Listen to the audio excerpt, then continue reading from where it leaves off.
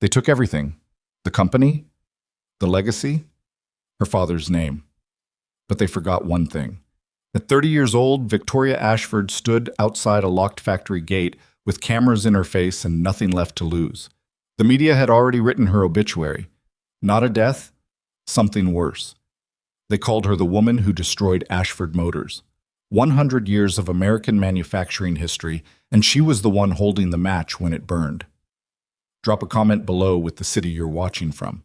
I want to see how far this story has traveled.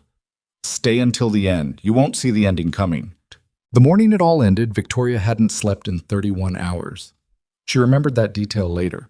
Not because it mattered legally or financially, but because exhaustion does something strange to a person. It strips away the performance. No more careful posture, no more measured voice, no more the composed CEO face she had spent 6 years training herself to wear in public. By the time the bankruptcy filing hit the wire at 6:47 a.m. on a Tuesday in November, Victoria Ashford was just a tired woman sitting in the back seat of a car she could no longer afford to keep, watching the world she had inherited catch fire through a rain-streaked window. Her phone had been buzzing since 5 in the morning. She'd stopped reading the messages around 6. There was only so many times a person could read the word devastated before it started to feel like a joke. The driver, Marcus, who had worked for her family for 11 years, said nothing. He just drove. That was the kindest thing anyone did for her that entire day. They pulled up to the Ashford Motors main facility on Granger Avenue just after 7. The building was enormous, the kind of structure that doesn't exist anymore in American manufacturing. Red brick and steel, 4 stories tall, covering nearly 3 city blocks. Her grandfather had broken ground on it in 1951. Her father had expanded the East Wing in 1989. She had been born the same year the East Wing opened, which her father always said was the best proof that she was meant to run the company someday. She was not running it today. The front gates were chained, padlocked. The company logo, said a stylized silver A inside a circle, was still bolted above the entrance, but someone had already draped a yellow legal notice across the main door. The paper flapped in the cold November wind like a white flag of surrender. There were cameras everywhere. 6 news vans, maybe 8. Journalists with microphones and photographers with long lenses, all of them arranged in a loose semicircle about 30 feet from the gate, the way wolves arrange themselves when they've cornered something and they're in no particular hurry. Miss Ashford, Marcus said quietly, we can go around. No? She reached for the door handle. We can't. She stepped out of the car. The cameras came alive instantly. A mechanical clicking sound that she always thought resembled applause, though it wasn't. It was the opposite of applause. It was the sound of documentation, of evidence, of people recording a story they had already decided how to tell. She walked toward the gates. Victoria? Victoria, can you comment on the bankruptcy filing? Miss Ashford, do you take personal responsibility for the company's collapse? Victoria, reports are saying the board has already reached out to potential buyers. Is that true? She kept walking, shoulders back, chin level, the way her mother had taught her. A woman who looks at the ground gives people permission to look down on her. Her mother had said that when Victoria was 12. She had never forgotten it. She reached the gate and stopped, put her hand on the chain. The metal was cold. The padlock was new. She could see the bright silver finish, unweathered, and something about that detail hit her harder than she expected. Someone had planned this. Someone had gone to a hardware store and bought a lock specifically to chain these gates, the gates her grandfather had built. Miss Ashford, I have no comment at this time. Her voice came out steadier than she felt. Small miracle. The legal team will be issuing a statement by noon. Are the workers being compensated? There are reports that the pension fund... I said no comment. She turned around, walked back to the car, kept her spine straight until the door closed behind her, and then she sat very still in the leather seat and stared at her own hands in her lap for a long time. Marcus didn't say anything. He just drove. The legal statement her team issued at noon was 47 words long and said almost nothing. Victoria read it 3 times and still couldn't identify which lawyer had written it. It sounded like it had been written by a machine. something designed to communicate the maximum amount of professional language while conveying the minimum amount of actual information. She was in a conference room on the 14th floor of Hargrove Weil and Associates when she read it, seated across the table from three men who had all known her father and were now watching her the way people watch a building that's already structurally compromised, waiting for the next piece to fall. Richard Hargrove, the senior partner, had been the Ashford family attorney for 22 years. He was 63, silver-haired, with the kind of permanently sympathetic expression that Victoria had always found either genuinely comforting or faintly predatory, depending on the day. Today, she couldn't decide which. "The creditors are moving fast," he said. "Faster than we anticipated." "How fast?" "The filing creates an automatic stay, which buys some time. But the brand acquisition clause that your uncle negotiated 18 months ago is the problem. If the company enters Chapter 7 liquidation instead of restructuring, that clause is triggered, and Pinnacle Capital has the right of first purchase on all intellectual property. That includes the Ashford name, the design archives, the manufacturing patents. I know what intellectual property means, Richard." He paused. "Of course. I'm sorry." She looked at the table. It was a very expensive table. Mahogany, maybe. The kind of table that existed in conference rooms specifically to make you feel like the decisions made around it were permanent and serious. She hated it. "What's the window?" 90 days technically, but realistically, he exchanged a glance with one of the other attorneys, a younger man named Carlyle, whom Victoria had never fully trusted. "Realistically, if the acquisition isn't challenged within the first 30 days, the legal momentum becomes very difficult to reverse. So 30 days. To build a viable challenge, yes." Victoria sat back in her chair. 30 days. 30 days to challenge a bankruptcy that had been years in the making, with no assets, no allies inside the company, and a board that had already stopped returning her calls. "Tell me about the board vote," she said. Hargrove folded his hands on the table. "The emergency session was called yesterday morning, the motion to accept the bankruptcy filing and engage Pinnacle Capital as the preferred acquisition partner passed 11-2. 11-2? She let that settle. Who were the two? Thomas Briggs and Eleanor Park, both of whom have since been encouraged to reconsider their positions." "Encouraged?" "Pressured," Carlyle said. Hargrove shot him a look. Carlyle shrugged, unrepentant. At least someone in the room was going to say the actual word. Victoria stood up. "I want the full record of every board communication in the last 18 months. Emails, meeting minutes, everything. Victoria, and I want to know who authorized the lock on the front gate this morning. That gate belongs to the company, and the company is technically still in operation under the automatic stay, which means someone made a decision this morning that they weren't authorized to make." Hargrove opened his mouth. "Start with that," she said. "We'll work outward." She left the conference room without waiting for a response. The thing about watching your life fall apart, Victoria had discovered, was that it didn't happen all at once the way it did in movies. In movies, there was usually one catastrophic moment, an explosion, a betrayal, a single scene where everything changed. In real life, collapse was gradual and then suddenly total. You noticed small things first: phone calls that went unreturned, emails that started arriving with longer gaps between send and response, meeting invitations that disappeared from your calendar without explanation. She had noticed those things. She had noticed them and told herself they were nothing, told herself she was being paranoid, told herself that the financial reports, while troubling, were the kind of trouble that companies recovered from all the time. She had believed the people around her when they told her everything was being managed. That was the part she couldn't stop turning over. Not the loss, the belief. She had believed them. Her uncle Harlan Ashford was the one who'd brought most of them in. The CFO, Davis Chen, who had restructured the company's debt in ways that Victoria now understood were designed to fail. The head of investor relations, a smooth-talking man named Preston, who had systematically walked the company's largest shareholders toward the exit over a period of 18 months. The chief operating officer, a woman named Sandra Wells, who had approved the falsified production reports that made the company's manufacturing efficiency look catastrophically poor when it wasn't. Victoria hadn't known any of this while it was happening. She had been given a different set of numbers. That was the part she kept returning to in the weeks after the bankruptcy filing. She had been given a different set of numbers.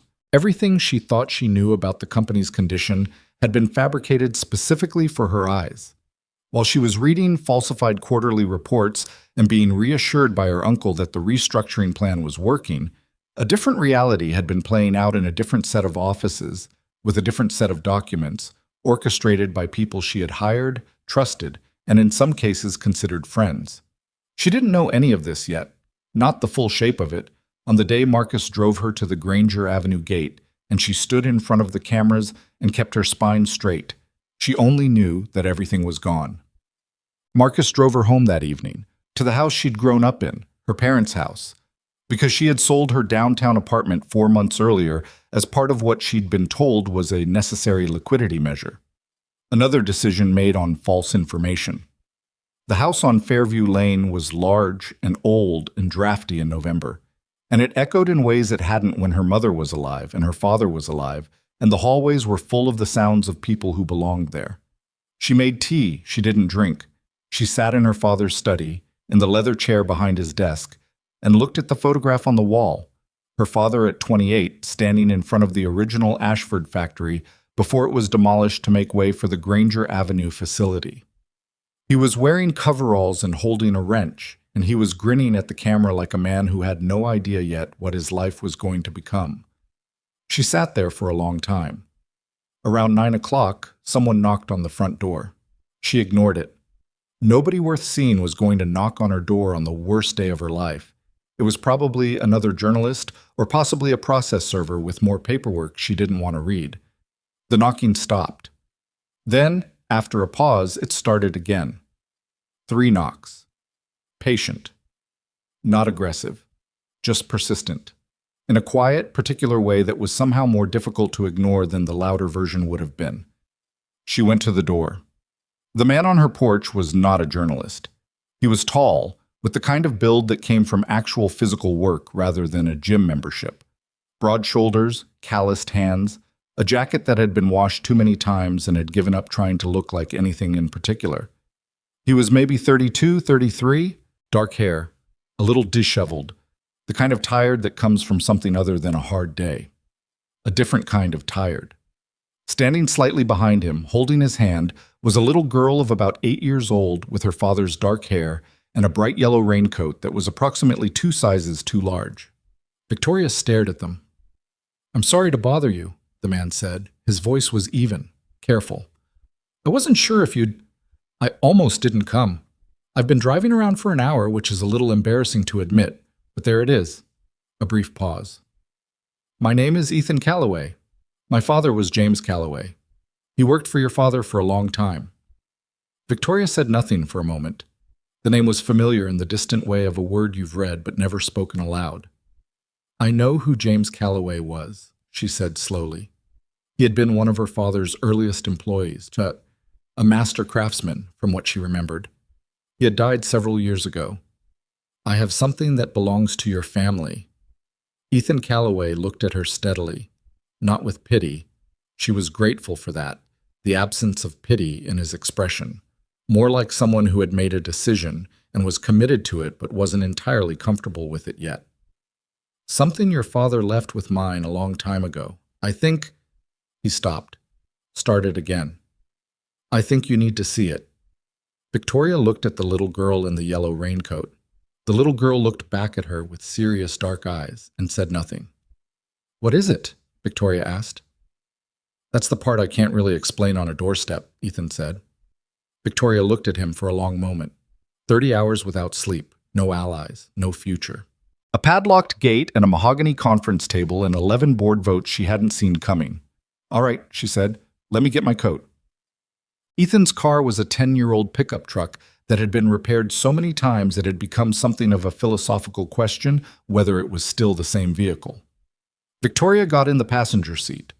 The little girl, whose name was May, she learned during the 10 minutes of careful small talk that happened while they drove, climbed into the back seat and immediately produced a worn paperback book from somewhere inside the enormous yellow raincoat, reading with the focused concentration of a child who had spent a lot of time in cars. "She reads everywhere," Ethan said, in a tone that was approximately 50% admiration and 50% exhaustion. How old? 8. Going on 45, depending on the day. May, without looking up from her book. I heard that? I know, Ethan said. Victoria looked out the window. The city moved past, streetlights and storefronts, and the particular gray-black texture of an American city at 9 o'clock on a cold November night. She had grown up in this city. She knew every neighborhood, every street name, the history of every major building. Her father had driven her around when she was small, pointing things out. That's the old rail yard. They built that in 1910. That's where your grandfather's first shop was, before the war. She had always thought she knew this city completely. She was beginning to understand that was not true. Ethan turned off the main road onto a side street she didn't recognize, and then onto a narrower one, and then pulled up in front of a building that looked, in the dark, like it might have been a garage or a warehouse at various points in its history and had settled somewhere in between. A hand-painted sign above the door read, Calloway Restoration. The R in restoration was slightly larger than the other letters, which gave it a character she found unexpectedly appealing. This is your shop, she said. Yeah. He cut the engine. Has been for about 8 years. You restore cars. And other things, whatever comes in. He paused. Mostly old cars. They got out. May tucked her book away with the efficient movements of someone who had a system for everything. Ethan unlocked the front door and flipped on the lights. Overhead fluorescents that buzzed for a moment before committing to full brightness. And Victoria stepped inside. The shop was large and cluttered and smelled like motor oil and metal and something else she couldn't immediately name. Wood polish, maybe, or rubber, or just the particular smell of a place where things were regularly taken apart and put back together. Tools hung on pegboards along the walls, arranged with a precision that contrasted with the general organized chaos of everything else. 2 cars were in various states of assembly on the floor, a classic sedan with its hood removed and a smaller vehicle covered in a canvas tarp. In the back, behind a set of heavy wooden shelving units, Ethan stopped. I need to move these, he said, and started pulling the shelving units aside with the matter-of-fact strength of someone for whom this was not an unusual task. Victoria helped with the second unit, which was heavier than it looked. Behind the shelving, there was a door. Old, solid wood with a padlock that had been there long enough to develop a patina of rust around the hasp. Ethan produced a key from his jacket pocket. The key looked old too. Thick, brass, the kind they didn't make anymore. He unlocked the padlock and opened the door and reached inside to find a light switch. The room beyond was small, maybe 15 by 20 feet, and climate-controlled, which she noticed because the air that came out was different in quality from the shop's air. Drier, more measured, the kind of temperature someone maintained deliberately for a specific purpose. In the center of the room, under a fitted cover that had been kept clean and carefully positioned, sat a car. Even covered, she could see the shape of it. The proportions were distinct, the long hood, the particular curve of the fenders, the greenhouse shape of the cabin. Something about the silhouette triggered a recognition that she couldn't quite place. Ethan reached for the cover. My father covered it the day your father brought it here, he said. That was 31 years ago. I haven't driven it. I haven't shown it to anyone. I've maintained it. Temperature, humidity, checked the seals twice a year, but I haven't... He stopped. I made a promise. To my father? Victoria said. To mine. Who made it to yours? He looked at her. But your father is gone. And today... He didn't finish the sentence. He pulled the cover back. The car was the Ashford Model 7. Victoria had seen photographs. Her father kept one framed in his study, next to the picture of himself in coveralls. The Model 7 was the company's most ambitious prototype, a vehicle so far ahead of its time in 1987 that the board had shelved the project and the prototype had been officially recorded as destroyed in a warehouse fire in 1991. Except it wasn't destroyed. It was here. In a small climate-controlled room behind a mechanic's shop on a side street in the city, in perfect condition, or nearly so. She could see the surface oxidation on the chrome trim, some cracking in the dashboard leather, the kind of wear that 31 years produced even in careful conditions. But the body was intact. The paint, a deep, particular blue that her father had chosen himself and called October Midnight, was still vivid. She walked around the car slowly. She didn't say anything. There wasn't anything to say yet. May appeared in the doorway behind them, still holding her book. She looked at the car with the same serious expression she had used on Victoria's doorstep. "Dad says it's important," May said. "It is," Ethan agreed. Victoria had reached the driver's side. She looked through the window. On the front passenger seat, she could see a large envelope, thick, sealed, with her name written on it in handwriting she recognized immediately because she had spent her entire childhood looking at it on birthday cards and grocery lists and pages of a leather journal her father kept on his desk. Her father's handwriting. She opened the car door, picked up the envelope, held it for a moment without opening it. The paper was old, but the envelope had been sealed in something, a protective sleeve, and the contents had been preserved along with everything else. Her father had put his daughter's name on this envelope and given it to a man he trusted and asked that man's family to keep it safe and tell no one until the time was right. She turned to look at Ethan Calloway, who was standing with his hands in his jacket pockets, watching her with an expression she still couldn't fully read. Not pity, not performance. Something more uncomfortable than either of those. The look of a man who has been carrying something heavy for a long time and isn't sure whether putting it down is going to be a relief or just a different kind of weight. "How long have you known about this?" she asked. "Since I was 12, he said. "My father sat me down the night before he died and told me everything. The car, the envelope, the promise.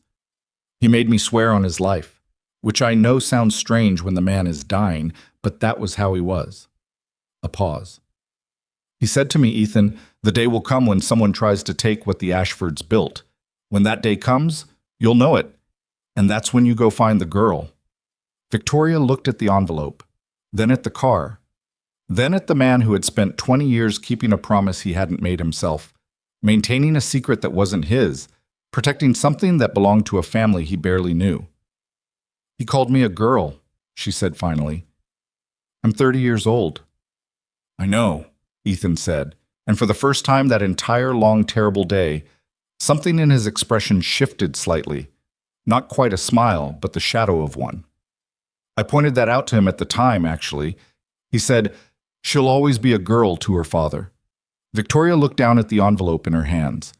The room was quiet except for the hum of the climate control system and the faint sound of a page turning as May found a better part of her book. Victoria opened the envelope. The contents were not what she expected, and they were exactly what she expected, both at once, which was a sensation she had no good name for and would spend a long time afterward trying to describe to people who asked. There were 3 separate documents inside, each in its own protective sleeve. The first was a legal document, a deed of assignment, dated 1993, bearing her father's signature and the signature of a man named Gerald Ashford, which was her Uncle Harlan's legal name. The document assigned controlling interest in the Ashford Motors intellectual property portfolio, including all brand assets, to a trust structure that was explicitly designed to protect those assets from any board action, any creditor claim, and any acquisition by a related party. The trust was registered, legitimate, and it had never been disclosed to the board. The second document was a set of engineering records, 57 pages of technical specifications for the Model 7, including a manufacturing cost analysis dated 1992 that showed the vehicle could be produced at a price point that would have been commercially transformative. The analysis included a section titled Board Presentation, suppressed with a handwritten note in the margin. Her father's handwriting again. "They won't vote yes. H already speaking against. Keep this." She looked up at Ethan when she read that. He met her eyes and said nothing. The third item was a letter, not a legal document. A letter, handwritten on personal stationery, dated March 2019, 3 months before her father died. She read it standing in the small room behind the shelving units in Ethan Calloway's restoration shop, with the Model 7 beside her and May reading her book in the doorway and the fluorescent lights of the main shop buzzing faintly in the background. She read it twice. Then she folded it carefully along its original creases and put it back in its protective sleeve and put the sleeve back in the envelope and held the envelope against her chest with both arms, the way you hold something you're not ready to let go of. Her father had known. He had known for 26 years that his brother was going to try to take the company. He hadn't known when or exactly how, but he had understood the shape of it with the clarity of someone who had watched a person his entire life and recognized what they were capable of. He had spent the last 2 decades quietly building a legal architecture that was designed to make such a takeover legally vulnerable, not impossible, but challengeable. He had hidden the prototype because it contained the original engineering proof that the company was viable, that the direction he'd chosen was right, that anyone who claimed otherwise was lying. And he had chosen to entrust all of it to a mechanic's family because he believed, and wrote this in the letter clearly and plainly, that the people least likely to be corrupted were the ones who had no stake in the corruption. James Calloway had worked for the Ashford family for 11 years and had never asked for anything he wasn't owed. Her father had watched that and understood it as a form of character that was rarer and more valuable than any legal documentation. He had been right about that. He had also been right about his brother. What he hadn't anticipated or hadn't been able to prevent was what the process of discovery would cost his daughter. He had left her tools, not solutions. The letter made no apologies for that. It said simply, "Victoria, if you are reading this, then I was right about everything I hoped I was wrong about, and I am sorry. The rest is up to you. I never doubted that you could do it." She had read that sentence 4 times. The rest is up to you. "Are you all right?" Ethan asked. "No," she said. The first honest answer she had given anyone all day. He nodded. "That's fair." May appeared at his elbow and looked up at him. "Should I make the tea?" she said, in the tone of someone who had determined that tea was the appropriate response to most serious situations. "Yeah," Ethan said. "Go ahead, May." "We have the good kind," May told Victoria seriously. "The kind with the red box. Dad says the stuff in the green box tastes like hot water that's confused about what it's supposed to be." Victoria laughed. It was a short, unexpected sound. Not particularly graceful, nothing like the composed professional laugh she used at board meetings. Just a real laugh, surprised out of her, and it hurt a little in the way that the first real feeling after a long numbness sometimes hurts. "Redbox sounds perfect," she said. They sat in the small office at the back of the shop, Ethan at his desk, Victoria in the one other chair, May cross-legged on the floor with her book, and drank tea from mismatched mugs while Victoria read the documents again more slowly, and Ethan answered questions when she asked them, and May periodically offered information that she had apparently retained from the one time Ethan had sat her down and explained in age-appropriate terms that the car in the back room was important and belonged to someone, and someday they might need to give it back. May had decided at that point that it was like being the guardian of a treasure, which was technically accurate. "She's not wrong," Victoria said when Ethan explained this. "She's rarely wrong," he said, and sounded simultaneously proud and slightly defeated by this fact. The night moved on. At some point, May fell asleep in the chair, her book open on her chest, her yellow raincoat still on because she had apparently decided that removing it was not worth the effort. Ethan put a blanket over her without waking her up, with the practiced efficiency of a person who had done this particular thing many times before. Victoria watched him do it and felt something she didn't have a clean name for. Not quite envy, not quite grief, something in between. Her own father had never been particularly demonstrative. He'd been busy, always busy, the way men who build things tend to be busy. She had known he loved her, she just hadn't gotten many blankets. "Tell me about your father," she said. "James?" Ethan sat back down, wrapped both hands around his mug. He was a craftsman. I mean that in the real sense, not as a compliment, as a description. He understood how things worked, and he cared about getting them right. Not fast, not cheap. Right. He looked at the mug. "He worked for your father for about 11 years. Left when I was 4, I don't totally remember why. I think there were some changes at the company that he wasn't happy with, but he always talked about your father with respect, which wasn't something he gave away easily. He sounds like a good man." He was. A pause. He was also stubborn and particular and occasionally maddening, but those aren't separate qualities. Victoria smiled. "My father was the same way." "I know, he wrote about it in the letter, didn't he?" She looked up. "You've never read it." "No." Swear to God. He shook his head. My father told me enough to know what was in it, generally, but I never read it. It's addressed to you. She believed him. She wasn't sure she could have explained exactly why she believed him, only that it fit with everything else she had observed about Ethan Calloway in the past 3 hours. The careful, principled quality of him, the absence of any kind of angle that she could detect. In her world, people always had angles. She was good at spotting them. He didn't appear to have one. What do you want from this? She asked directly. It wasn't rude. It was the honest question. He thought about it for a moment, which she appreciated. He didn't have an answer ready, which told her the answer was real. My father kept that promise his whole life, Ethan said. It cost him things. There were times he could have sold the car, or sold what he knew, and it would have made a real difference for us. He never did. He stopped, started differently. The people who built Ashford Motors weren't executives. They were people like my father. They put their work into that company, and they're not in any of the news stories. They won't be remembered. I want whatever you're going to do with this. He nodded at the envelope. I want them to be part of it. That's all. Victoria looked at him for a long moment. That's a very small ask, she said. Yeah, well. He glanced at May, sleeping in the chair with her yellow raincoat and her unfinished book. I don't need much. Outside, the November wind pushed against the windows of the shop. The city was quiet at this hour, the kind of quiet that made you aware of how much sound there usually was in its absence. Victoria Ashford sat in a mechanic's shop in the middle of the night, holding documents that changed everything, next to a car that had been preserved for 31 years by a promise made between two men who understood that some things are worth keeping even when keeping them costs you something. She was still the woman the media had called the destroyer of a legacy. She was still 30 years old, without allies, without resources, with 30 days, maybe less, to challenge a conspiracy that had been carefully constructed over years by people far more prepared than she was. But she had the documents, and she had the car, and she had a mechanic who made good tea and kept his word, and was sitting across from her with his hands wrapped around a mug and his daughter asleep under a blanket, waiting to see what she was going to decide. I'm going to need help, she said. I know, Ethan said. It's going to be complicated.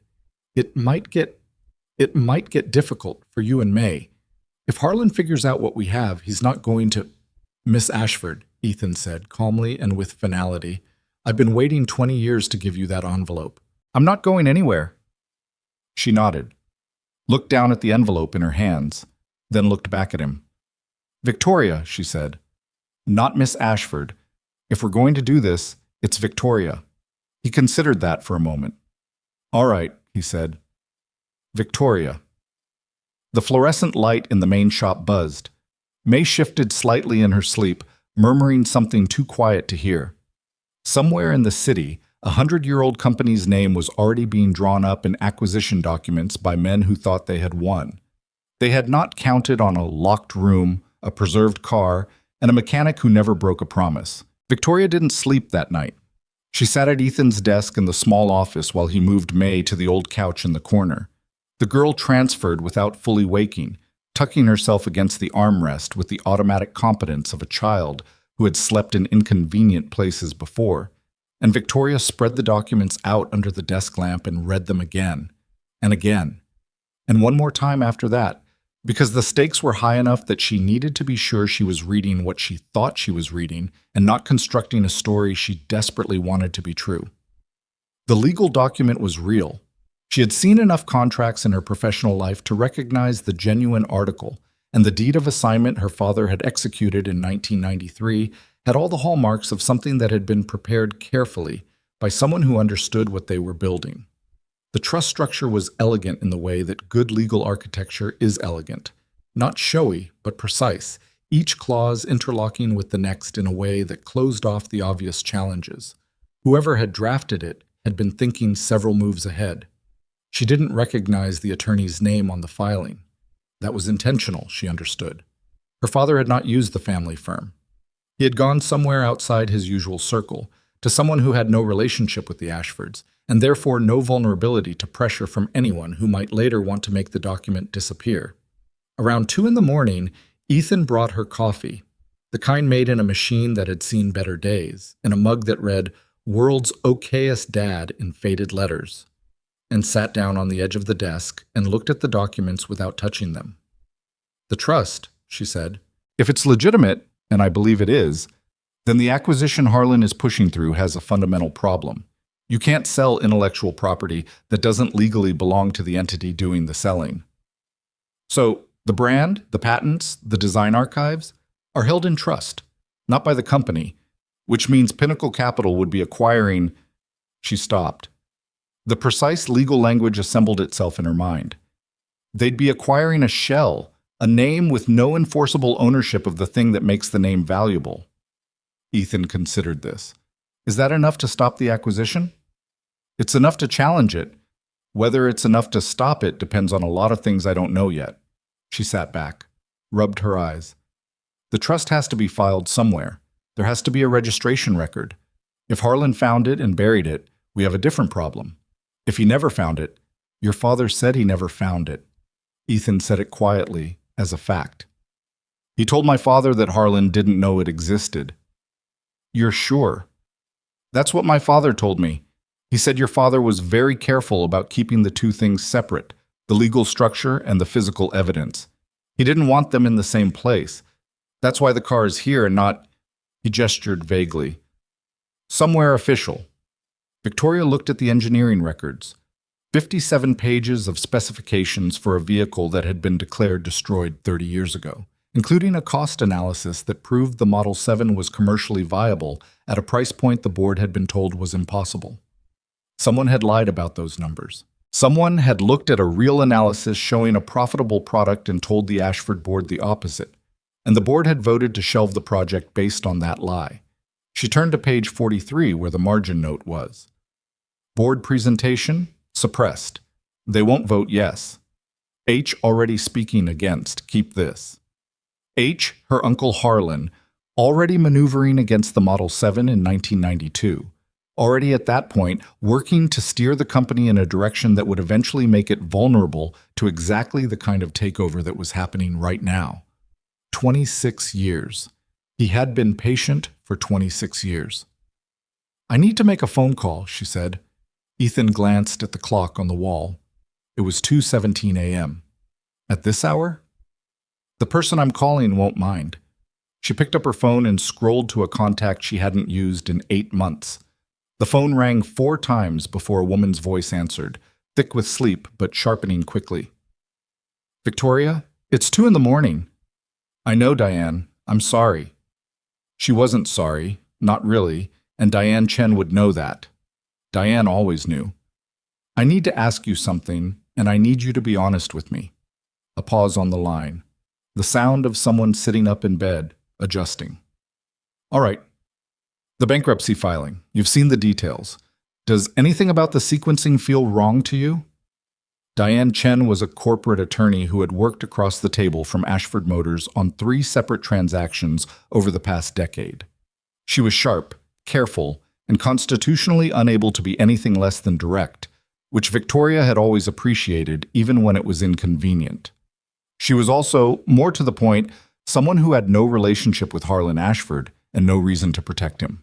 The pause before Diane answered was long enough to be meaningful. I've been looking at it since the filing came out, Diane said.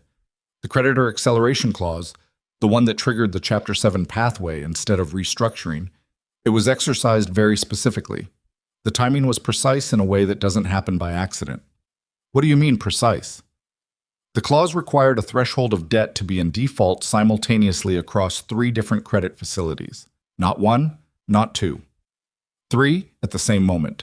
The probability of that happening organically, without someone coordinating the default timing across all 3, another pause. It's possible, but it would be an extraordinary coincidence. Victoria looked at the legal document on the desk in front of her. Diane, what if the intellectual property that Pinnacle Capital thinks they're acquiring doesn't actually belong to the company? Dead silence on the line. Victoria, Diane said very carefully, what do you have? I have some documents I need a qualified attorney to look at. Not Hargrove, not anyone connected to the family. Someone outside. When? Tomorrow morning, early. Another pause. Then, with the decisiveness that made Diane Chen worth every hour of her billing rate. Send me an address. I'll be there at 7. Victoria hung up, looked at Ethan, who had been listening without pretending not to. I need one more thing, she said. The engineering records. I need someone who can verify them. Not just that they're authentic, but that the analysis is accurate. Someone who actually understands what they're looking at technically. Ethan was quiet for a moment. He was doing the thing she had already begun to recognize as a characteristic of his. The brief internal calculation that happened before he spoke. The weighing of something she couldn't quite see. I might know someone, he said. Might? It's complicated. Everything about this is complicated. Who is it? He picked up his coffee mug, set it back down without drinking. His name is Frank Delgado. He was a senior engineer at Ashford Motors for about 15 years, left around 2003. He keeps to himself. He had a hard time of it after he left the company. There were reasons he left that I don't fully know, but from what I understand, he saw something he shouldn't have seen and reported it and was pushed out for doing so. Victoria went very still. What did he see? I don't know the specifics. My father knew him. They were friends from the early days at the company. Frank came around the shop a few times when I was growing up. He was smart in the way engineers are smart, that particular kind where they can see how a system is supposed to work, and it genuinely bothers them when it doesn't. He looked at her. If anyone can verify those records and tell you whether the numbers were manipulated, it's him. Where is he now? About 40 minutes from here. He has a place outside the city. I haven't talked to him in about 3 years, but he shook his head slightly. He'll talk to me. Victoria nodded. She looked at the documents spread across the desk, then at the clock. 2:23 a.m., 28 days before the acquisition momentum became legally very difficult to reverse. No, she corrected herself. 27 now. The night was almost gone. Try to sleep, Ethan said. A few hours at least. You can have the couch. May won't mind moving. I'm fine. You've been awake for, he seemed to calculate, a long time. You're not going to think clearly. She opened her mouth to argue and then closed it, because he was correct and she was too tired to pretend otherwise. 2 hours, she said. 2 hours, he agreed. He moved May again. She made a protesting sound and said something about a dragon, which context suggested was related to the book she'd been reading, and set up the couch for Victoria with a blanket that smelled like laundry detergent and mechanical workshop in roughly equal proportions, and left her to it without making a production of the gesture. She was asleep in approximately 4 minutes. She dreamed about her father in coveralls, standing in front of a building she didn't recognize, holding a set of keys in his extended hand. She kept trying to reach for them, but the distance between them wouldn't close. He wasn't distressed about it. He was just waiting, the way he had always waited, patient, certain, with the particular expression of a man who had no doubt that eventually she'd get there. She woke up to the smell of bacon and the sound of an 8-year-old explaining something at length. Because if you look at the structural integrity of the sentence, the first clause doesn't actually support the second clause. They're just next to each other, which is a logical fallacy and also lazy writing. May! Ethan's voice from somewhere that sounded like the direction of a hot plate. She just woke up. I'm not criticizing her. I'm observing. Victoria sat up. Her neck was stiff and her mouth tasted like sleep, and the workshop still smelled like motor oil, but the morning light coming through the high windows was pale and clean, and there was coffee happening somewhere. May was sitting cross-legged on Ethan's desk chair, rotating it slowly back and forth, holding her book open and looking at Victoria with the same evaluating expression she'd used at the front door last night. That's my dad's chair, May said. He usually doesn't let people sit in it, but I said you could use the couch, so it was a trade. Thank you, Victoria said, for the trade. It was fair, May allowed. She looked back at her book. He makes really good bacon. The trick is he doesn't rush it. He says that's the trick to most things. Victoria stood up, folded the blanket with the automatic neatness of someone who had spent enough time in other people's spaces to know you left things tidier than you found them, and went to find the coffee. Ethan was at the small hot plate in the corner of the office, managing bacon and eggs in a cast-iron pan with the focused attention of a person treating a simple meal as though it deserved to be done right. He heard her coming and reached for a mug on the shelf without turning around. "Cream's on the desk," he said. "I don't have the fancy kind." "Black is fine." He handed her the mug. She drank about half of it in one go, which was not graceful, but was necessary. He didn't comment on it. "Diane Chen is coming at 7, Victoria said. "I know, you said." He moved the pan slightly. "I also texted Frank Delgado at 6 this morning. He texted back in 20 minutes, which means he was awake, which means either he doesn't sleep well or he saw the bankruptcy news and already has thoughts." "What did he say?" Ethan picked up his phone from the counter and read from it. Saw the filing, was wondering when someone was going to do something, when and where. He put the phone down. "That's Frank." Victoria wrapped both hands around the mug and looked out the high window at the pale November morning. The light hit the roof of the building across the alley and turned it something close to gold, briefly, before a cloud moved and it went gray again. 27 days. Diane Chen arrived at 7 on the dot in a charcoal coat and reading glasses she'd already had on, which meant she'd been reading something in the car.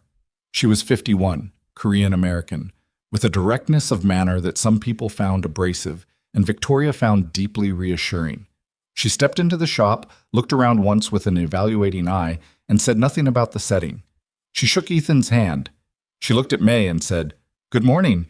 And May said, "Good morning. Are you actually a lawyer?" And Diane said, "I am." And May nodded as though a hypothesis had been confirmed. They set up at the work table in the main shop because the office desk wasn't big enough. Ethan moved tools to make room, and Victoria laid out the documents, and Diane put on her reading glasses and began working through them with the focused efficiency of someone who had spent 3 decades learning to read contracts the way other people read maps. Not just for what was there, but for where things led. She read in silence for 20 minutes. Victoria didn't interrupt. Ethan worked on something at the other end of the shop. There was the soft sound of a socket wrench, measured and unhurried. May had found a perch on a tall stool by the window and returned to her book, occasionally glancing up to study the adults in the room with the interested attention of a child who understood that something important was happening. Finally, Diane took her glasses off and set them on the table. "Where did you get these?" she said. Victoria explained. Ethan's family, the promise, the car. She was concise about it. She'd found in the past 6 hours that the story told itself well when you stripped it to its essential parts. Diane listened without interrupting. When Victoria finished, Diane was quiet for a moment. "The trust registration," she said. "If it was filed correctly, there will be a record at the state commercial registry, probably under a holding company name, something that doesn't immediately connect to the Ashford family." She picked up the legal document again. "The drafting firm is listed here. Moreau and Associates. I don't know them, but that's not a bad sign. If your father deliberately went outside his usual circle, he'd pick someone capable, but not prominent." She looked at Victoria. "I can trace the filing.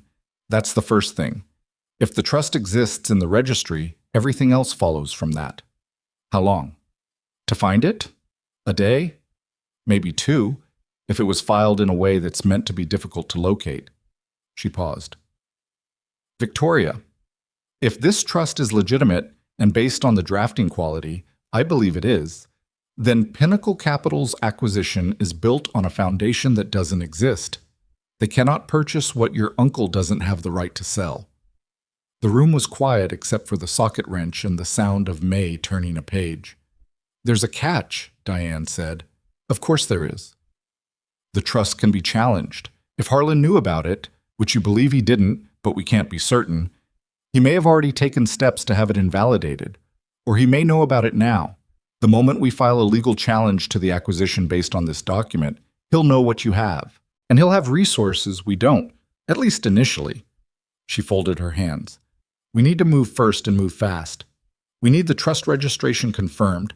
We need the engineering records independently verified, and we need to understand what the board actually voted on 18 months ago. Because if Davis Chen and Sandra Wells were presenting falsified reports at those meetings, there may be individual board members who are as much victims of this as you are. Thomas Briggs voted against, Victoria said, and Eleanor Park. Talk to them, quietly. Find out what they knew and when. Diane picked up her glasses. And find out what Frank Delgado saw in 2003. Frank Delgado arrived at noon. He was 64 years old with the compact, self-contained posture of a man who had learned to take up less space than he needed. His hair had gone entirely white, and his hands had the particular stillness of someone who had spent decades using them with precision. He drove a truck that was several years older than Ethan's and in marginally worse condition, and he came inside without being invited and looked at the workshop with an expression Victoria couldn't quite categorize, something between familiar and pained. "You've kept this place up," he said to Ethan. Not a question. "Trying to," Ethan said. Delgado looked at Victoria. His eyes were dark and very direct and slightly wary. "You're Robert Ashford's daughter." "I am." He studied her for a moment with the expression of a man running a comparison between an image he carried in his memory and the person standing in front of him. "You look like him," he said finally, "around the eyes." "People say that." "It's true." He moved toward the work table where the documents were spread out. He didn't reach for the engineering records. He looked at them from a distance first, the way you look at something you've been thinking about for a long time before you commit to actually picking it up. "May I?" he said. "Please," Victoria said. He picked up the engineering records and flipped directly to page 12, which told her he knew what was in them, or at least knew the structure well enough to navigate without reading sequentially. He stood there for a few minutes, reading. Then he turned to page 43 and read the margin note, and his expression shifted. Something tightened briefly and then settled into a very flat, controlled neutrality. "Where did you find these?" he said. She explained again, the same concise version. He listened. He set the records down carefully. "The cost analysis on page 31, he said. "Those are the real numbers. I ran those numbers. I was on the Model 7 engineering team from 1989 to 1992. He looked at her directly. The numbers that were presented to the board in the final meeting were not those numbers. Somebody rewrote the analysis, changed the manufacturing cost projections by roughly 40%, made it look like the vehicle was commercially unviable when it wasn't. The room was very quiet. "Can you prove that?" Victoria said. "I can prove I wrote the original analysis. I kept a copy." He said it flatly, without drama, the way you say a thing you've known for 20 years you'd eventually have to say. "I kept it because I knew something was wrong, and I didn't know yet what I was going to do about it. I was planning to do something about it, and then I reported it to the wrong person and ended up being pushed out of the company instead." A pause. "I didn't fight it the way I should have. I had a mortgage and a kid starting college, and I told myself there was nothing I could do. I've thought about that a lot." "You're here now," Ethan said from across the shop. Delgado glanced at him. Something passed between them, the particular communication of two men who had known each other across a long time. "Yeah," Delgado said. "I am." Victoria looked at the engineering records, at the margin note in her father's handwriting, at the stack of legal documents that represented 26 years of careful, patient preparation for a fight her father had known was coming but hadn't lived to participate in. "In 2003, she said to Delgado, "when you reported what you'd found, who did you report it to?" He met her eyes. "Your uncle's office," he said. "I thought he'd want to know. I thought—" He stopped. The flat neutrality cracked slightly at the edges, just enough to show what was underneath it. "I thought I was doing the right thing." Of course. Of course he had gone to Harlan, and Harlan had understood immediately what Delgado had found, and what it meant, and had managed the situation accordingly. Not with anything as traceable as a threat. Men like Harlan Ashford didn't operate that way, just pressure, applied with precision, until a man with a mortgage and a kid in college made the calculation that any reasonable person might make in that position. That was how it worked.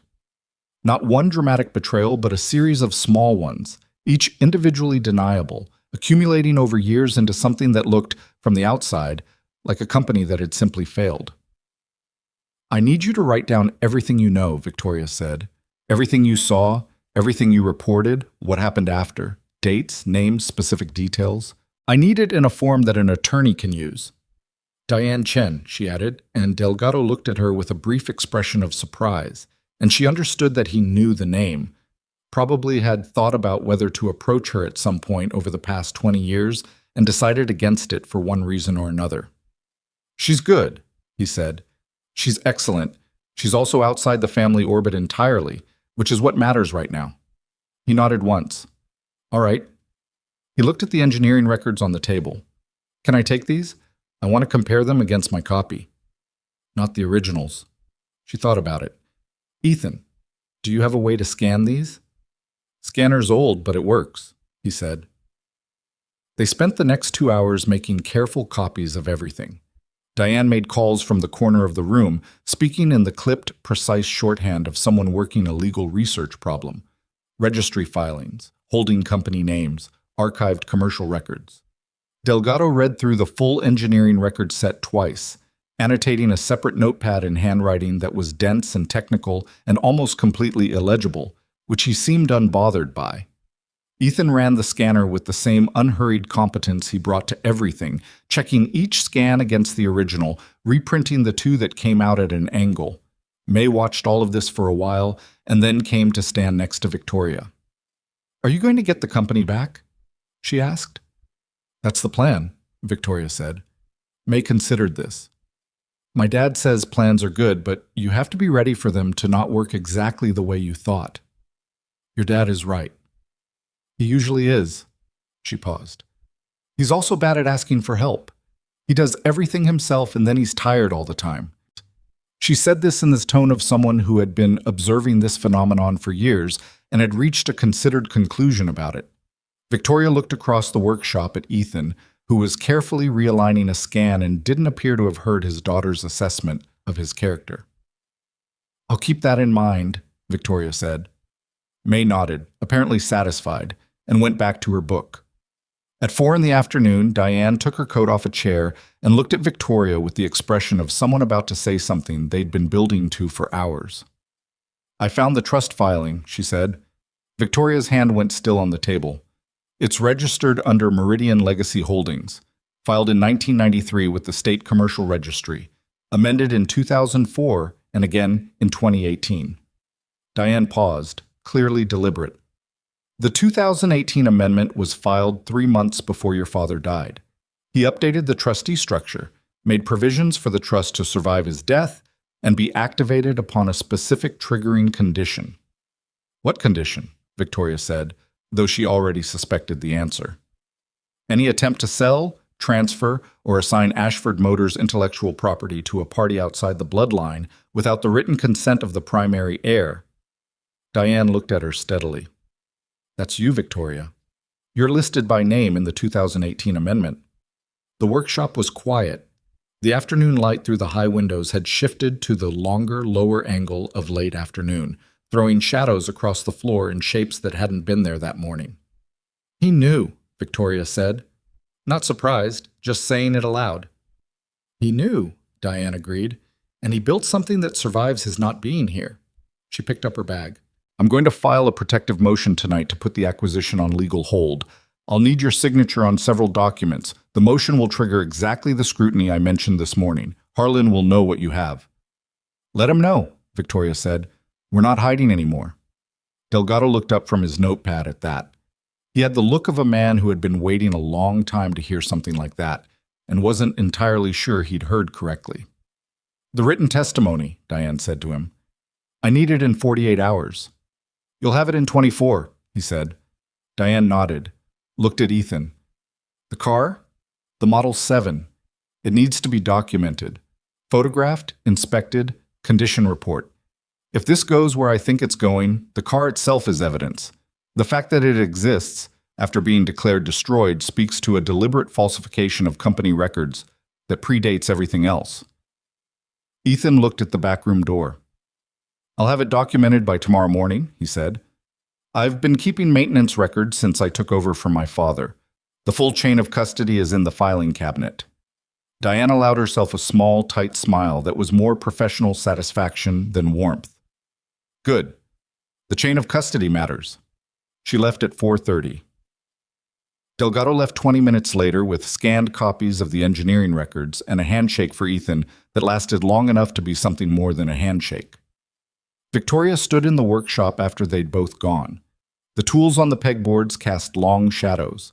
The two cars in various states of assembly sat where they had sat that morning, unmoved, patient in the way that broken-down machines tend to be. Through the backroom door, which Ethan had left open, she could see the corner of the Model 7's front fender, the deep blue of October midnight, vivid in the fading light. Ethan came and stood beside her, looking at the same thing. "The engine hasn't run in 31 years, he said. "I've kept the mechanical systems maintained. Oil changed, seals checked, the fuel system flushed. But I haven't tried to start it. Could you?" He was quiet for a moment. "Not today. There's work to do first. The carburetor's going to need rebuilding, the ignition system needs to be gone through completely, and there are at least 3 components I know need replacement. Maybe a week of solid work." "You don't have to." "I know I don't have to." He turned to look at her. "But I'm going to. That car is supposed to run. My father kept it so it could run. Whatever happens in a courtroom or a boardroom, that car should be running." She understood what he meant, and it wasn't only about the car. Her phone buzzed. She looked at it and went still. The text was from Richard Hargrove. "Victoria, we need to talk. H is making moves. He knows about the trust. Call me immediately." She showed it to Ethan without speaking. He read it, and his expression didn't change. He just looked at it the way he looked at most things, steadily, with the practical evaluation of a person who had learned that panic wasn't a useful tool. "How?" she said. "We only confirmed it today. Diane filed the protective motion 2 hours ago." "Harlan has people inside the registry," Ethan said. "Or inside Hargrove's firm, or both." He looked at her. "Does it change anything?" She thought about it. 27 days, now 26. A legal challenge just filed. Documents that proved the fraud. An engineer who had been waiting 20 years to tell the truth. A car that had been waiting 31 years to run. "No," she said. "It changes the timeline. It doesn't change what we have." She called Hargrove back. He answered on the first ring, which told her how agitated he was. Hargrove prided himself on never appearing to be waiting. "Richard," she said, "what exactly does he know?" "He knows about the trust filing. He called me this afternoon." A pause that was loaded with something she couldn't fully identify. Calculation, maybe? Or something older and more uncomfortable. The sound of a man whose loyalty was being tested and who wasn't sure how to answer the test. "He wants a meeting, tomorrow. He says if you cooperate, there may be terms available that protect your personal financial position." "My personal financial position?" she repeated. "Victoria, he wants me to walk away. Leave the trust unchallenged, accept whatever settlement he's decided is appropriate for me to stop fighting and give him what he wants." She let that sit in the air for a moment. "Tell him no." "Victoria, if he challenges the trust validity, tell him no, Richard, and then I need you to tell me something honestly. Are you still my attorney, or do I need to find someone else?" Silence. Longer than she wanted it to be. "I'm your attorney," Hargrove said. "I've been the Ashford family attorney for 22 years, and that includes you. His voice shifted slightly, lost a register of professional smoothness. "I need you to understand what we're walking into. Harlan has resources, real resources. He's been building this position for a long time." "I know," she said. "So did my father."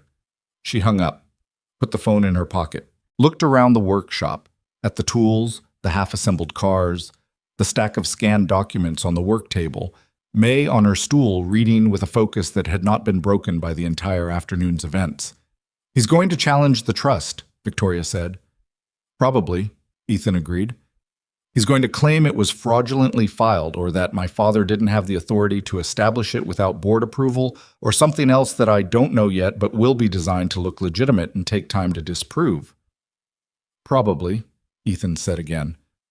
"We need to be faster than he is." "Then we should eat something," Ethan said, which was not the response she was expecting, and which was, she recognized, completely correct. She hadn't eaten since the night before. Neither had he. May needed dinner, The next 26 days were going to require them to be functional and clear-headed, and none of that happened without food. He made pasta from whatever was in the small cabinet in the office. Not particularly elegant, the kind of meal assembled from available ingredients rather than planned ones, with a jar of sauce that was almost but not entirely out, and some cheese that had to be checked for viability. And they ate at the work table with the documents pushed to one side, May explaining the plot of her book between bites with the comprehensive thoroughness of a child who assumed you wanted to know everything. The plot involved dragons, apparently, and a girl who was supposed to follow the rules but didn't, who inherited something she hadn't asked for and had to figure out how to carry it. Victoria listened to May's summary and thought about her father in coveralls holding a set of keys and the distance between them and the dream that wouldn't close. It was closing now. She could feel it, the way you feel a shift in weather before it arrives, a change in pressure, a different quality to the air. Everything she had lost that morning was still lost. The gate was still chained, the board had still voted 11-2, the media still had her face on file under a caption she never wanted attached to her name. But her father had spent 26 years making sure she had something to work with, and Ethan Calloway had spent 20 years keeping the promise that gave it to her. And Frank Delgado had kept a copy of the real numbers in a drawer somewhere for 2 decades because he hadn't been able to make himself throw it away. Sometimes the thing that saves you isn't the dramatic gesture. Sometimes it's just the people who refuse to let go. More? Ethan asked, nodding at her plate. Yes, she said. He served her more pasta. May finished her explanation of the dragon plot. Outside, the November wind came off the street and rattled the high windows softly. The Model 7 sat in its room in the October midnight dark, waiting, as it had always waited, for the moment when someone would come and ask it to run. Harlan Ashford's countermove came faster than any of them expected. By 9 o'clock the following morning, Diane called Victoria with the kind of controlled urgency that meant the situation had changed overnight in a way that required immediate recalibration. Victoria was already at the shop. She had driven herself there at 6, in her father's old car that she'd found in the garage on Fairview Lane, a vehicle so dated that she'd had to remember how to operate a manual choke. She'd arrived to find Ethan already under the Model 7 with a trouble light and a clipboard, May eating cereal at the work table with one hand and reading with the other. Harlan filed a preemptive validity challenge against the trust at 7:45 this morning, Diane said. He's claiming the 1993 filing was executed under improper authority, that your father didn't have unilateral right to assign intellectual property to an external trust without board approval. Victoria pressed the phone harder against her ear. Is that a valid argument? It's an arguable argument, which is different from a valid one. The problem is the judge assigned to the initial hearing, Thomas Reeves. He's ruled in favor of corporate board authority in IP disputes 3 times in the past 5 years. A pause. He's not corrupt. He's just philosophically inclined in a direction that doesn't help us. How long does the hearing take to schedule? That's the other thing. Harlan's team filed an emergency motion to accelerate the hearing timeline, given the acquisition deadline. It was granted. We have a preliminary hearing in 18 days. 18 days. Not 26. The window had just gotten significantly smaller, and Harlan had done it deliberately, using the legal system's own emergency procedures against them. He had not survived as long as he had by being slow. What do we need for the hearing? Victoria said.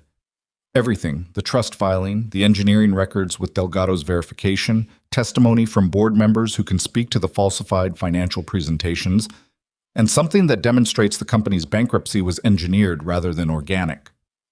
That last part is the hardest. Financial manipulation at this level is designed to look like ordinary business failure.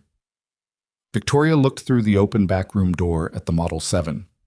Ethan had emerged from underneath it and was standing beside the car making notes on his clipboard with a pencil that he periodically chewed on the end of, in the unself-conscious way of someone who didn't realize he was doing it. The car, Victoria said. The Model 7. It's material evidence that company records were falsified. They declared it destroyed in 1991. It's sitting in a workshop in perfect mechanical condition. I know, I've been thinking about that. The problem is establishing the chain of custody in a way that's unassailable. Diane's voice shifted slightly. the sound of a thought arriving mid-sentence. Actually, the maintenance records Ethan mentioned. If those records are continuous from 1993 to present, they establish that the car has been in the Calloway family's custody since before the destruction record was falsified. That's direct contradiction of an official company document. How direct?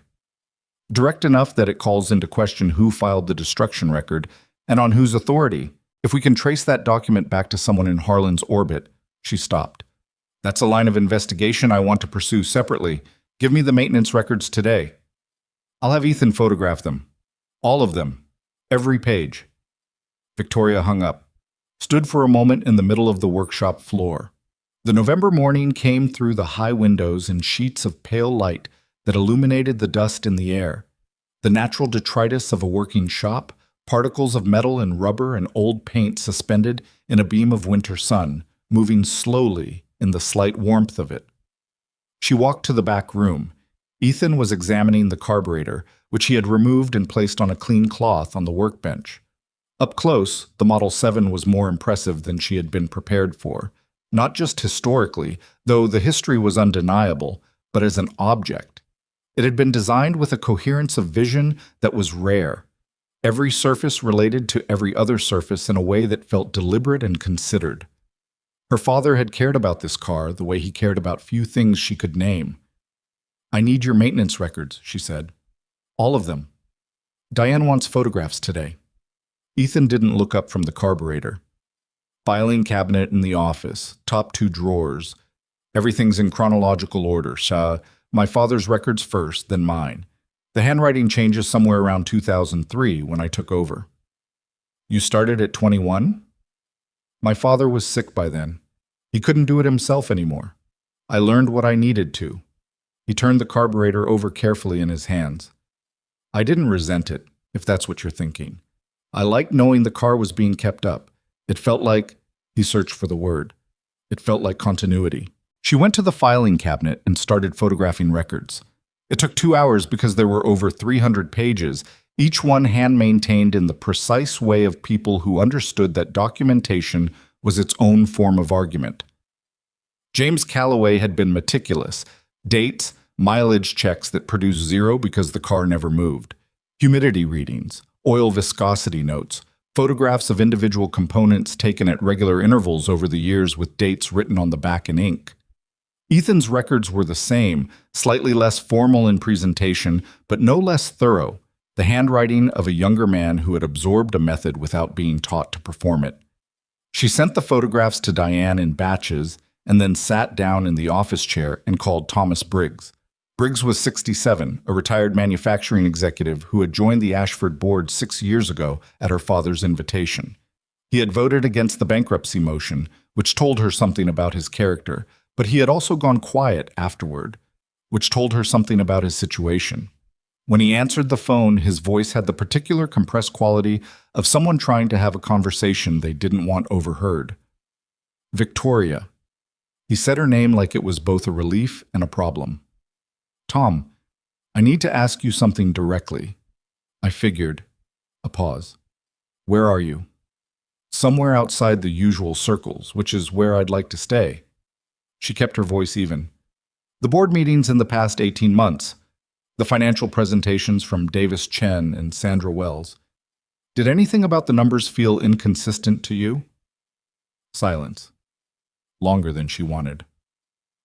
"Tom, there were..." "Yes." He exhaled the word. "There were things that didn't add up. I flagged it twice in the session notes, which I'm sure you won't find in the official minutes because they were edited before distribution. Eleanor flagged it once." Another pause. "After the second time, I was taken to lunch by Preston. Very pleasant lunch. Very clear message." "What kind of message?" "The kind where nothing specific is said and everything specific is implied. He mentioned my consulting firm. He mentioned that 2 of my major clients have board relationships with Pinnacle Capital." Briggs made a sound that was not quite a laugh. "I have 7 employees, Victoria. I chose to be practical. I'm not proud of that." "I'm not calling to assign blame," she said, and meant it. "I'm calling because I need a sworn statement from you about what you observed in those meetings. The discrepancies you flagged, the lunch with Preston, the edited minutes. Whatever you're willing to put on record. The silence this time had a different texture, something working through it. If I do that, Briggs said slowly, and if this doesn't work, if Harlan wins the hearing, I know what you're risking. Do you? Yes, she said, and I'm asking anyway, because the alternative is that it works for him and nothing ever comes out, and I think you know that's worse. Another long pause.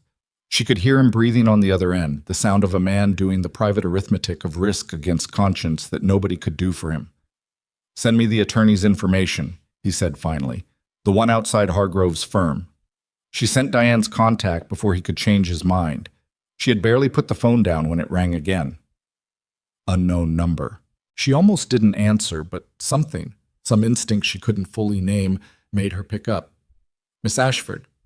The voice was female, mid-40s, with the careful pronunciation of someone who spoke precisely because they had learned that imprecision got used against you. My name is Sandra Wells. Victoria went very still. Sandra Wells, the chief operating officer who had approved the falsified production reports. One of the names on the list that Victoria had assembled in her mind as people responsible for what had happened to her family's company. Hearing her voice on the phone at this particular moment was disorienting in a way she hadn't prepared for. Why are you calling me? Victoria said. Because I made a mistake, Wells said. Several mistakes, and I've been trying to decide what to do about that for about 10 days, and I've decided that doing nothing is worse. A pause. I have documentation. Production records. The real ones, not the versions that were submitted to the board. I have email correspondence with Davis Chen about the reporting methodology. And I have a recording. Victoria's hand tightened on the phone. A recording of what? A meeting in September, 14 months ago, in Harlan Ashford's private office. Myself, Davis Chen, and 2 people from Pinnacle Capital. Wells's voice was controlled, but there was something underneath the control, something that had been there for a while and was reaching the end of its containment. He told us what the target was. The timeline, the mechanism. He used the word engineer. I remember that specifically because the word struck me at the time as remarkably honest for the context. Victoria closed her eyes for a moment. She opened them. The maintenance records were still on the desk in front of her, 300 pages of her father's promise made visible. Why did you go along with it? She asked. Not aggressively. She genuinely wanted to know. Wells was quiet for a moment. Because I was afraid, and because I convinced myself that it was going to happen regardless of whether I participated. And because Harlan is very good at making people believe that cooperation is the only rational option. Another pause. None of those are good reasons. I'm aware of that. Are you prepared to testify? Yes, without hesitation. That's why I'm calling. I'm prepared to testify and to provide everything I have to whoever is handling the legal challenge. I retained my own attorney yesterday. He reached out to Diane Chen's office this morning. After she hung up, Victoria sat in the office for a moment without moving. She thought about the way large things sometimes turned on small decisions. A man deciding not to sell a car, a woman deciding she couldn't live with a recording on her phone, an 8-year-old reading a book about dragons in a mechanic's shop. The conspiracy against her family had been constructed over years with precision and patience. What was dismantling it was less tidy. It was people at the margins of the plan deciding, for their own private reasons, that they'd reach the edge of what they could carry. She went out to the main shop and found Ethan. He was at the workbench with the carburetor in pieces in front of him, each component arranged on the clean cloth in the order of disassembly, which was also the order of reassembly done correctly. He had a parts cleaning brush in one hand and was working through the debris of 3 decades with the methodical patience that she was coming to understand was simply how he operated, but not slowly, but without hurry, because hurrying made things worse. Sandra Wells called me, she said. He set the brush down, looked at her. She told him. He listened the way he always listened, fully, without filling the pauses with his own commentary. When she finished, he picked up the brush again and worked at a small component for a moment before speaking. Your uncle underestimated the people he used, he said. He thought they were too compromised to turn on him. People decide what they can live with. He turned the component over. Doesn't always go the direction the person pressuring them expects. Wells said he used the word engineer in the recording. Ethan was quiet for a moment. That's the thing about people like Harlan. They're so certain they're the smartest person in any room that they forget other people are also paying attention. Victoria looked at the disassembled carburetor. The individual parts were small and specific and, to her eyes, largely indistinguishable from one another. But Ethan had arranged them in an order that clearly made sense to him, each piece in a relationship to the next that he understood completely. "How long on the engine?" she said. 6, 7 days, if nothing surprises me. Could be longer." He picked up another component. "There's always something." "The hearing is in 18 days. He looked up at her. "Then we have time." She wasn't sure she believed that, but she didn't say so. Instead, she went back to the office and called Diane and told her about Wells. There was a silence on Diane's end that lasted several seconds and had a particular quality. The silence of a lawyer who has just received something better than they expected and is rapidly reorganizing their understanding of the case's strength. "The recording," Diane said carefully, "if it captures what Wells described, an explicit discussion of engineering the bankruptcy with Pinnacle Capital representatives present, that is not a civil matter." "I know. Victoria, that's criminal conspiracy, securities fraud at minimum, potentially wire fraud. Depending on what specifically is on that recording, we may be talking about federal territory." "I know," Victoria said again. "This changes the shape of what we're filing." Diane's voice had a new energy in it, something that was professionally suppressed but present. "I need to contact a colleague at the U.S. Attorney's Office. Not to hand this off. The civil challenge proceeds regardless, but if there's a criminal referral being built simultaneously, it affects how Harlan's team can move. They can't coordinate a legal defense for the acquisition fight and a criminal exposure at the same time with the same people." "How soon?" "Today. This afternoon." A pause. "How are you holding up?" The question surprised her. Diane was not, in general, a "how are you holding up" person. It was a measure of something that she was asking. "I'm functional," Victoria said, which was the honest answer. "Good. Stay functional." And Diane hung up, which was entirely characteristic. The day moved in the way that days do when the stakes are high and there's actual work to be done. Not dramatically, not in a straight line, but in the accumulated progress of many small things. Diane coordinated testimony from Briggs. Delgado delivered his written statement by 3 o'clock, 41 pages of dense technical narrative that Diane's paralegal immediately began organizing into exhibits. Wells's attorney sent the initial documentation package, which included the production records and email correspondence, with a note that the recording was being secured by a digital forensics firm for authentication. Hargrove called twice. Victoria answered the second time. "He wants to offer terms," Hargrove said. "A personal settlement, substantial, Victoria, and full rehabilitation of the public narrative. He'll issue a statement accepting personal responsibility for the bankruptcy. You'd be financially protected. The company name goes to Pinnacle, but your father's legacy is publicly restored." "He's scared," she said. "He's pragmatic." A pause. "They may be the same thing." "The answer is no, Richard. It's been no since he first asked, and it will continue to be no." Kept her voice even. "And I need to ask you again what I asked you 2 nights ago. Where do you stand?" A longer pause this time. She could hear him in it, the weight of 22 years of family history, of knowing her father, of the particular paralysis of a man who had spent his career trying to keep peace between people with incompatible interests. "Your father came to me in 2018, Hargrove said, when he amended the trust. He told me about it." A beat. "He didn't tell me where the documents were, just that they existed and that you would find them when you needed to." Another pause. "I should have told you that when you first came in after the filing. I was trying to assess the situation before committing to a course of action." "And now?" "Now I know whose side I'm on." He said it with the particular heaviness of a man who has arrived at a decision that cost him something to reach. "What do you need from me?" "Everything you know about the board communications, every meeting you attended in the past 2 years as family attorney, every instruction you received about managing information. That's a lot. I know. Some of it puts me in a professionally uncomfortable position. Richard. She let the name carry everything she needed it to carry. He was my father. Hargrove said nothing for a moment. I'll have my assistant compile it tonight. You'll have it in the morning. She put the phone down and looked at the ceiling. The fluorescent tube in the office had a slight flicker to it that she had initially found annoying and had since stopped noticing, the way you stop noticing most things that become part of the regular texture of a space. She had been in this shop for less than 48 hours, and it already felt like somewhere she knew. That evening, Ethan cooked a dinner again.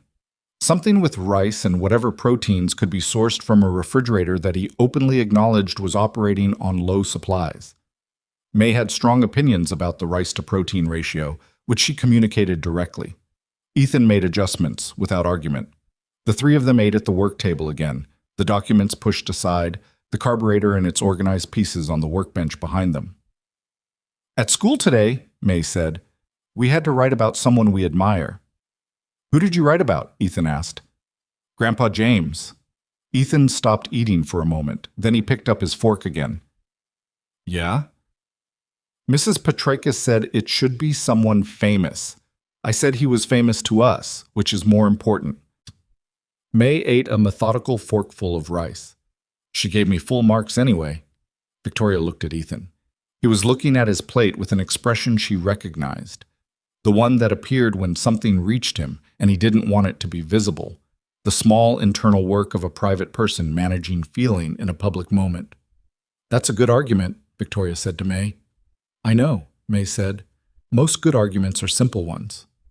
After dinner, May did homework at the desk with the focused seriousness she brought to most things, and Ethan returned to the back room, and Victoria followed him. The Model 7 sat in the evening light.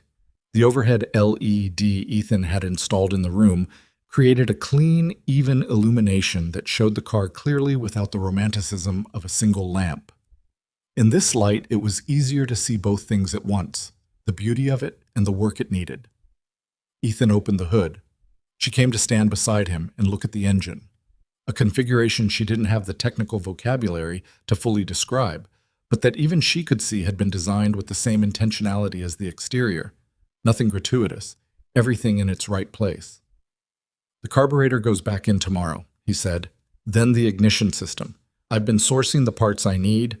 Some of them I have to machine myself because they haven't been manufactured in 30 years. You can do that? That's what the lathe in the corner is for. He pointed to a machine she had noticed but not identified. My father taught me. He said a real mechanic doesn't wait for someone else to make the part he needs. She looked at the engine for a moment. Ethan, if the hearing goes the way Diane thinks it can go, and the acquisition is stopped and the investigation begins, what happens to you, to this place? He didn't answer immediately. He was checking something on the engine block, running his hand along a surface in the assessing way of someone who reads material with their fingers. Nothing changes for me, he said. The car's value alone. The Model 7 is a historically significant vehicle. If the company is restored, it belongs to the company, he said. Not sharply, just plainly, the way he stated most things. My family was trusted to keep it. It was never ours to sell or claim. I know that. That's not what I'm asking. She paused. I'm asking what you want. He straightened up, leaned against the car's front fender with his arms folded, the relaxed version of the posture, the one that wasn't protective. He looked at her directly. I want May to have a good school year, he said. I want the back left tire on the '68 Barracuda in the main shop to stop giving the owner trouble, because I've replaced it twice and I'm starting to take it personally. I want Frank Delgado to finally say what he saw, out loud, in a room where it counts for something. He paused. And I want this engine to run. That's it? That's a lot, he said. You'd be surprised how much that is. She looked at him for a moment. There was something she wanted to say, and she wasn't sure she had the right language for it yet. It wasn't gratitude exactly. Gratitude felt too small. It wasn't admiration, though that was part of it. It was something more like recognition. She had spent her professional life surrounded by people who wanted things from every situation. Positioning, advantage, credit, narrative control. Ethan Calloway appeared with a consistency she found both refreshing and slightly difficult to fully believe, to want the things he said he wanted and nothing he didn't mention. "My father chose well," she said finally. "When he chose your family." Ethan looked away at that, looked at the engine. "My father would have said the same about yours." They stood in the small room in a comfortable silence, or nearly comfortable, the way silence between two people who don't know each other fully yet can be, mostly ease, occasionally aware of itself. Then Ethan's phone buzzed on the workbench. He picked it up, read whatever was on the screen. His expression changed, not dramatically, but the quality of his attention shifted, the way a person's attention shifts when they've received information that requires immediate reassessment. "What?" Victoria said. He handed her the phone. It was a text from Frank Delgado. "Someone came to my house this evening. 2 men, no ID, said they were doing a background check for a financial institution. Asked questions about my time at Ashford. When I asked for their business cards, they said they'd mail them. They have not mailed them. I don't think they're going to." Victoria read it twice, handed the phone back. "Harlan knows about Delgado," she said, "or he's guessing and covering his bases." Ethan was already typing a response. "I'm telling him to stay somewhere else tonight. He has a sister in Millbrook." He sent the text. "If they came to Frank, they might come here. Because of the car. Because of everything." He pocketed his phone. "I'm going to move some things around in the main shop, put some less interesting vehicles in front of the back room entrance. Nothing that looks like you're hiding anything, just storage. Is that going to be enough?" "Probably not, if they're serious about it. But it buys time, and it's what I can do tonight." He looked at her.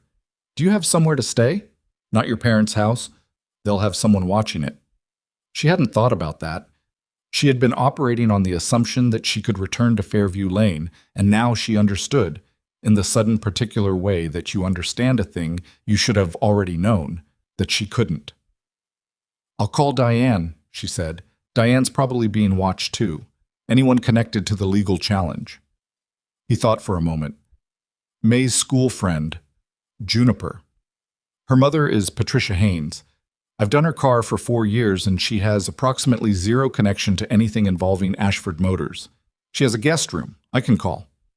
It was the kind of practical problem-solving that had no style and no drama and was precisely what the situation required. An hour later, Victoria was in a guest room in a house she had never been to before, owned by a woman who handed her a clean towel and asked no questions, and made the entire transaction feel as normal as possible, which was either remarkable emotional intelligence or the product of a long friendship with Ethan Calloway, and those two things were possibly the same. She didn't sleep well. She lay in the dark and ran the case through her mind the way she had spent 6 years running quarterly reviews, systematically, looking for gaps. They had the trust filing. They had the engineering records with Delgado's verification. They had Briggs' testimony. They had Wells's documentation and the recording. They had Hargrove's communications archive. They had the maintenance records establishing the Model 7's chain of custody. They had a car that the company had officially declared destroyed, sitting intact in a workshop, about to run for the first time in 31 years. What they didn't have yet was the thing Diane had identified as hardest, direct proof that the bankruptcy itself had been engineered. The debt default timing, the falsified production reports, those things pointed toward manipulation. But pointing toward and proving were not the same thing, and Harlan's attorneys would construct a narrative of ordinary business failure around every piece of evidence that wasn't ironclad. She was still thinking about that when her phone lit up at 1:16 a.m. with a text from a number she didn't recognize. "My name is Eleanor Park. I was on the Ashford board. I voted no. I think you know what I saw, and I think you need to hear it from me directly. I also have the original board minutes from the January 2023 session, the unedited version before they were altered for official distribution. Thomas Briggs isn't the only one who kept records. Call me." Victoria sat up in the dark. Eleanor Park. The second no vote. She had Briggs. She hadn't gotten to Park yet. And Park had the unedited minutes, the actual record of what was said and what was falsified before Harlan's people sanitized it. She texted back, "I'll call you at 7 a.m. Thank you for reaching out." She put the phone on the nightstand, lay back, stared at the ceiling. The ceiling in Patricia Haynes' guest room had a water stain in one corner, shaped vaguely like a map of somewhere, and she looked at it for a long time in the dark. 18 days. A hearing before a judge philosophically inclined against them, with a man on the other side who had been planning this since before she was old enough to drive. A recording that might be the single most decisive piece of evidence in the room. An engineer who had held on to the truth for 20 years. 2 board members who had kept the real records. A mechanic rebuilding an engine that hadn't run since 1993. She thought about what Ethan had said in the back room, leaning against the car's fender with his arms folded and his face honest in the LED light. That's a lot. You'd be surprised how much that is. She was starting to understand what he meant. The things that actually saved you, the ones that counted in the end, were not the large gestures. They were the maintenance records kept when no one was watching, the document not thrown away. The phone call made at 1 a.m. because the person making it had decided she couldn't live with herself otherwise. Her father had understood that. It was why he'd chosen James Calloway. She closed her eyes. In the workshop on the side street, the Model 7 sat in its room with the lights off. The new parts were laid out on the workbench in the order they'd be installed, each one sourced or machined with the same care that the car itself had been kept. Not perfect. Nothing about this was perfect, but done right, which was a different and more important thing. Tomorrow Ethan would come in early and pick up where he'd left off, because the engine needed to run in 18 days, and some things you simply committed to and did. In the morning, Eleanor Park would answer at 7 and tell Victoria what the unedited minutes contained, and it would be exactly what they needed, and also more complicated than that, because it was always more complicated than that. Delgado would call from his sister's house in Millbrook to say he was fine and that he'd been questioned for 2 hours by Diane's paralegal, and the testimony was solid. Harlan's attorneys would file 3 additional motions before noon, all designed to create friction and consume time, the legal equivalent of throwing sand.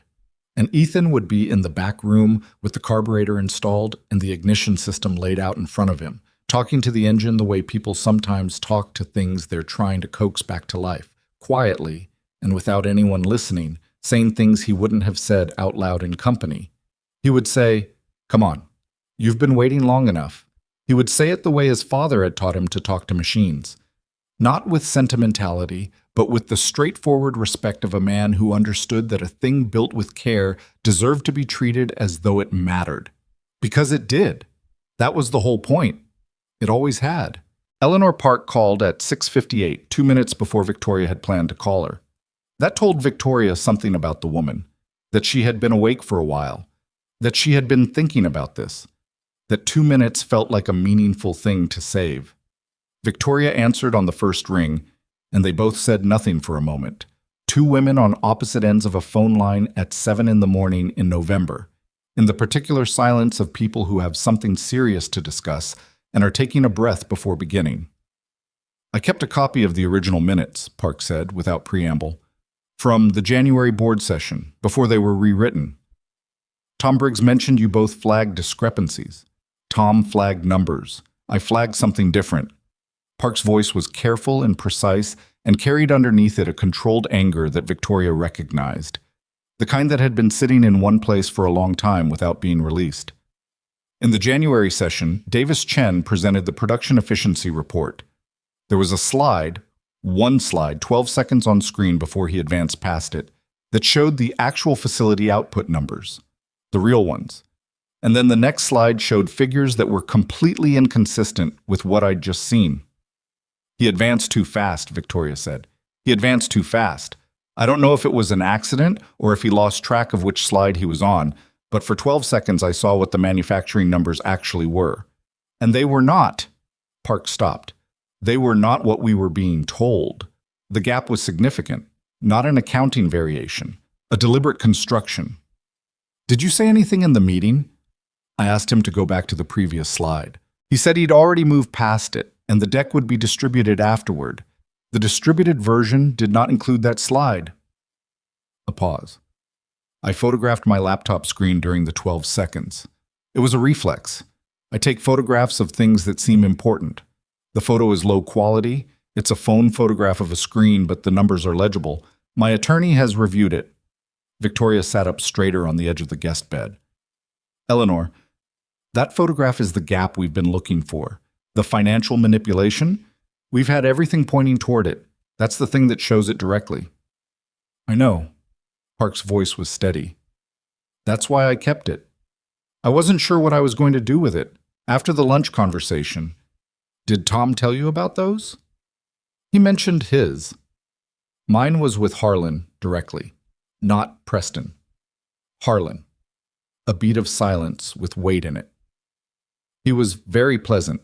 He talked about my grandchildren. He mentioned that my son-in-law had recently applied for a position at a company whose board Harlan sits on. Another beat. I have a photograph that proves manufacturing fraud, and Harlan Ashford sat across a lunch table and talked about my grandchildren. Victoria said nothing. There was nothing adequate to say to that, and she understood that Park wasn't looking for a response. She was stating a fact the way you state something that has been sitting inside you at pressure for a long time. I'll have my attorney send everything to Diane Chen today, Park said. The minutes, the photograph, the correspondence I've saved from the past 18 months. Some of it is emails that were sent to board members which, if you compare them to the official communications record, will show that certain discussions were having two parallel versions, one for the record, one for managing individual votes. 2 tracks, Victoria said. 2 tracks, Park confirmed. He was very organized about it. I'll give him that. After she hung up, Victoria sat for a moment. Patricia Haynes had left coffee in a thermal carafe outside the guest room door sometime in the early morning, a gesture of practical kindness she appreciated more than she could have expressed at that moment. She poured it and drank it standing by the window, looking at a neighborhood she didn't know. Quiet streets, a school crossing sign, a yard with a bicycle left on its side in the November brown grass. She thought about what she had, a recording of the conspiracy being planned, the real production numbers versus the false ones, documented in a photograph, unedited board minutes, engineering records proving the Model 7's commercial viability, a trust that protected the intellectual property from exactly the acquisition now being attempted, a chain of custody record for a car declared destroyed 30 years ago. 2 board members who had seen things and kept the evidence and were ready to say so. A former COO whose conscience had finally overridden her fear. A senior attorney who had been the family's counselor for 22 years and had made a belated but apparently genuine choice. And Frank Delgado's 41 pages of technical testimony. And a mechanic who was already in the shop before sunrise. She called Diane. I know about Park, Diane said before Victoria could speak. Her attorney called me at 6:45. I've been processing this for 20 minutes. A pause that was dense with legal calculation. Victoria, the photograph of the screen. If it's authenticated, well, and I'm going to have a forensic firm on it by noon, that's direct documentary evidence of the financial fraud used to justify the bankruptcy. That's not circumstantial. That's not, here's why the numbers don't add up. That's a photograph of 2 different sets of numbers from the same presentation. Combined with the recording from Wells, it's a criminal case that runs parallel to our civil challenge and creates, Diane chose her next word deliberately, complications for Harlan's legal team that they are not currently positioned to manage. She paused again. I spoke with my contact at the U.S. Attorney's Office last night. They're interested. They're not going to move until they've reviewed everything, but they're interested. That office moving is not something Harlan can outspend. How does that affect our hearing? It means we go into that room in 16 days with everything we have, and we make the strongest possible case for the trust's validity and the acquisition's illegality. The criminal investigation is separate. It proceeds on its own timeline, but the existence of it, once it's visible, changes the board's calculus. The independent directors who've been sitting on the fence will not want to be on the wrong side of a federal investigation when they could have been on the right side. The board, Victoria said. The emergency session. I've been thinking about that. Diane's voice had taken on the particular quality it got when she was assembling pieces into a structure. The hearing establishes the trust's validity. If we win, and I believe we will win, the acquisition is void. At that point, there's a question of corporate governance. Ashford Motors is technically still in existence under the bankruptcy stay. Its board is compromised but not formally dissolved. If enough board members acknowledge the fraud and call for an emergency session. Briggs and Park, Victoria said, and anyone else who is on the receiving end of the two-track communications. Exactly. With the hearing outcome behind us, the board reconstitutes. They vote to withdraw the bankruptcy filing, which they can do if new evidence demonstrates the filing was based on fraudulent information. The company re-enters restructuring rather than liquidation. A pause. It's not instantaneous. The financial recovery takes time. But the name stays. The patents stay. The heritage stays. Victoria set her coffee cup down. Outside the window, a woman she didn't know was walking a dog on the quiet street, the dog investigating something in the neighbor's hedge with the focused determination of an animal that had priorities. "Diane," she said, "what's your honest assessment? Not the optimistic version, the real one." Diane was quiet for a moment, which was itself informative. A less honest person would have answered faster. "We're strong," she said. "Stronger than I thought we'd be 3 days ago. The photography evidence is the piece I didn't think we'd get. The recording is the piece I hoped for but wasn't counting on. Delgado's testimony is solid and credible, and he's a compelling witness. He's been carrying this for 20 years, and it shows, and juries and judges respond to that kind of specific, long-held knowledge." Another pause. "The risk is Harlan's challenge to the trust formation. He's going to argue your father didn't have unilateral authority. If Judge Reeves is sympathetic to that framing, we could get an unfavorable preliminary ruling that creates delay, and delay at this stage creates momentum for the acquisition." Yes. So we need to address the authority question preemptively. I've been reviewing the company's founding documents and the original shareholder agreement from 1951. Your grandfather included a provision, probably standard language for the era, that gave the primary operating partner, meaning the Ashford family controlling member, broad latitude to take such actions as are necessary to protect the integrity of the company's foundational assets. Diane said it with the flat precision of someone quoting exactly. That language is broad enough, in my reading, to encompass what your father did. He took an action to protect foundational assets from a threat he correctly identified. We build the authority argument on that provision.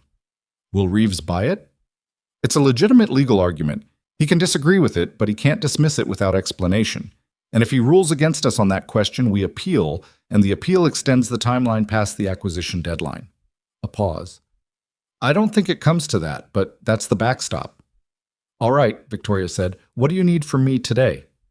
Your signature on 6 documents by noon, and the Model 7. I need a formal appraisal from a qualified automotive historian confirming its identity and approximate current value. That goes to the chain of custody argument. Victoria thought of someone immediately, a man named Gerald Foss, who had written the definitive book on Ashford Motors' production history and who had tried to interview her father 3 separate times. Her father had declined each time, politely and without explanation.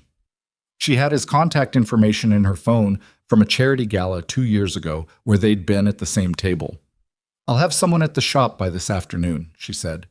She arrived at Calloway Restoration at 8:15 to find Ethan installing the rebuilt carburetor with the focused attention of a surgical procedure. He had a radio on in the main shop, something instrumental and low, not quite jazz, and May was at the work table with her school bag open, doing what appeared to be math homework with the same concentration she applied to everything. How's it going? Victoria asked, looking into the back room. Carburetor's in, Ethan said without looking up. Ignition system is the next piece. I machined the distributor cap adapter yesterday evening. That's the part that was going to be the problem. Nothing in the right dimension available commercially. He adjusted something with a tool she couldn't name. I think we're on schedule. The hearing is in 16 days. I know. He looked up briefly. I have 14 days on this, realistically. 2 days to spare. She told him about Park, the photograph, the conversation with Diane. He listened while working. She had observed that he processed information better when his hands were doing something, a habit that probably came from years of thinking through problems while physically occupied with something else. The authority provision in the founding documents, he said when she'd finished. Your grandfather put that in. Apparently. Of course he did. He made a small adjustment. Men who build things tend to think about how to protect what they built. Your grandfather would have known that a company like this would attract people who wanted to take pieces of it. Gerald Foss arrived at 2 o'clock, driving a car that suggested academic salary rather than automotive wealth, and walked into the workshop with the expression of a man who had been told something extraordinary and was calibrating his skepticism appropriately. He was 60, slight, with reading glasses on a cord around his neck and a messenger bag full of reference materials that he apparently carried everywhere. He stopped when he saw the Model 7. He stood in the doorway of the back room for approximately 15 seconds without speaking. Then he stepped inside, put his bag down on the floor, and walked around the car the way Victoria had walked around it 4 nights ago, slowly, taking in each surface in sequence. "The October midnight paint," he said. "This is the original formula. Your father had it custom mixed. I've been looking at photographs of this car for 30 years. He crouched by the front wheel well, looking at something on the inner fender. There's a stamp here, production identifier. If this matches the records from the 1989 engineering phase." He stood, looked at Victoria. "Ms. Ashford, this car was declared destroyed in a warehouse fire in 1991. "I know," she said. The Kelton Street warehouse fire is documented in company records. I cited that documentation in my book." He looked at the car again. "In chapter 14. "The documentation was false," she said. He absorbed this. His eyes moved back to the car. "Someone filed a false destruction record." "Yes, as part of a longer effort to bury the Model 7's commercial viability, and by extension, to support a narrative about the company's direction that was designed to benefit a specific group of people." Foss looked at the car for another long moment. Then he reached into his messenger bag, produced a camera, and began documenting methodically. Every surface, every identifier, the VIN plate, the production stamps, with the systematic precision of someone who understood exactly what he was doing and why. "I'll have the appraisal and authentication report to your attorney by tomorrow morning," he said. "The vehicle identification is unambiguous. This is the Model 7 prototype. As to value," he paused. "It's a historically significant prototype with a documented provenance of suppression as part of a fraudulent scheme. Whatever it would have been worth as a classic vehicle, it's worth considerably more as what it actually is." He looked at her. "It's the physical evidence of a lie." After Foss left, the afternoon moved into the quiet working period that had become the shop's characteristic rhythm over the past 3 days. Each person doing what they were equipped to do, in the same space, with a minimum of discussion about it. Diane's paralegal came by at 4 with documents requiring Victoria's signature. Delgado called to report that the forensic authentication of the recording was moving faster than expected. The digital forensics firm had already confirmed the file's metadata was consistent with the date Wells had stated. Briggs sent a 40-page written statement through his attorney that Diane described in a rare expression of unguarded feeling as thorough. Harlan's attorneys filed 2 more motions. Diane responded to both within the hour. The legal machinery moved at the pace of a river finding its level. Not fast, not dramatic, but with the implacable quality of water that has found a direction.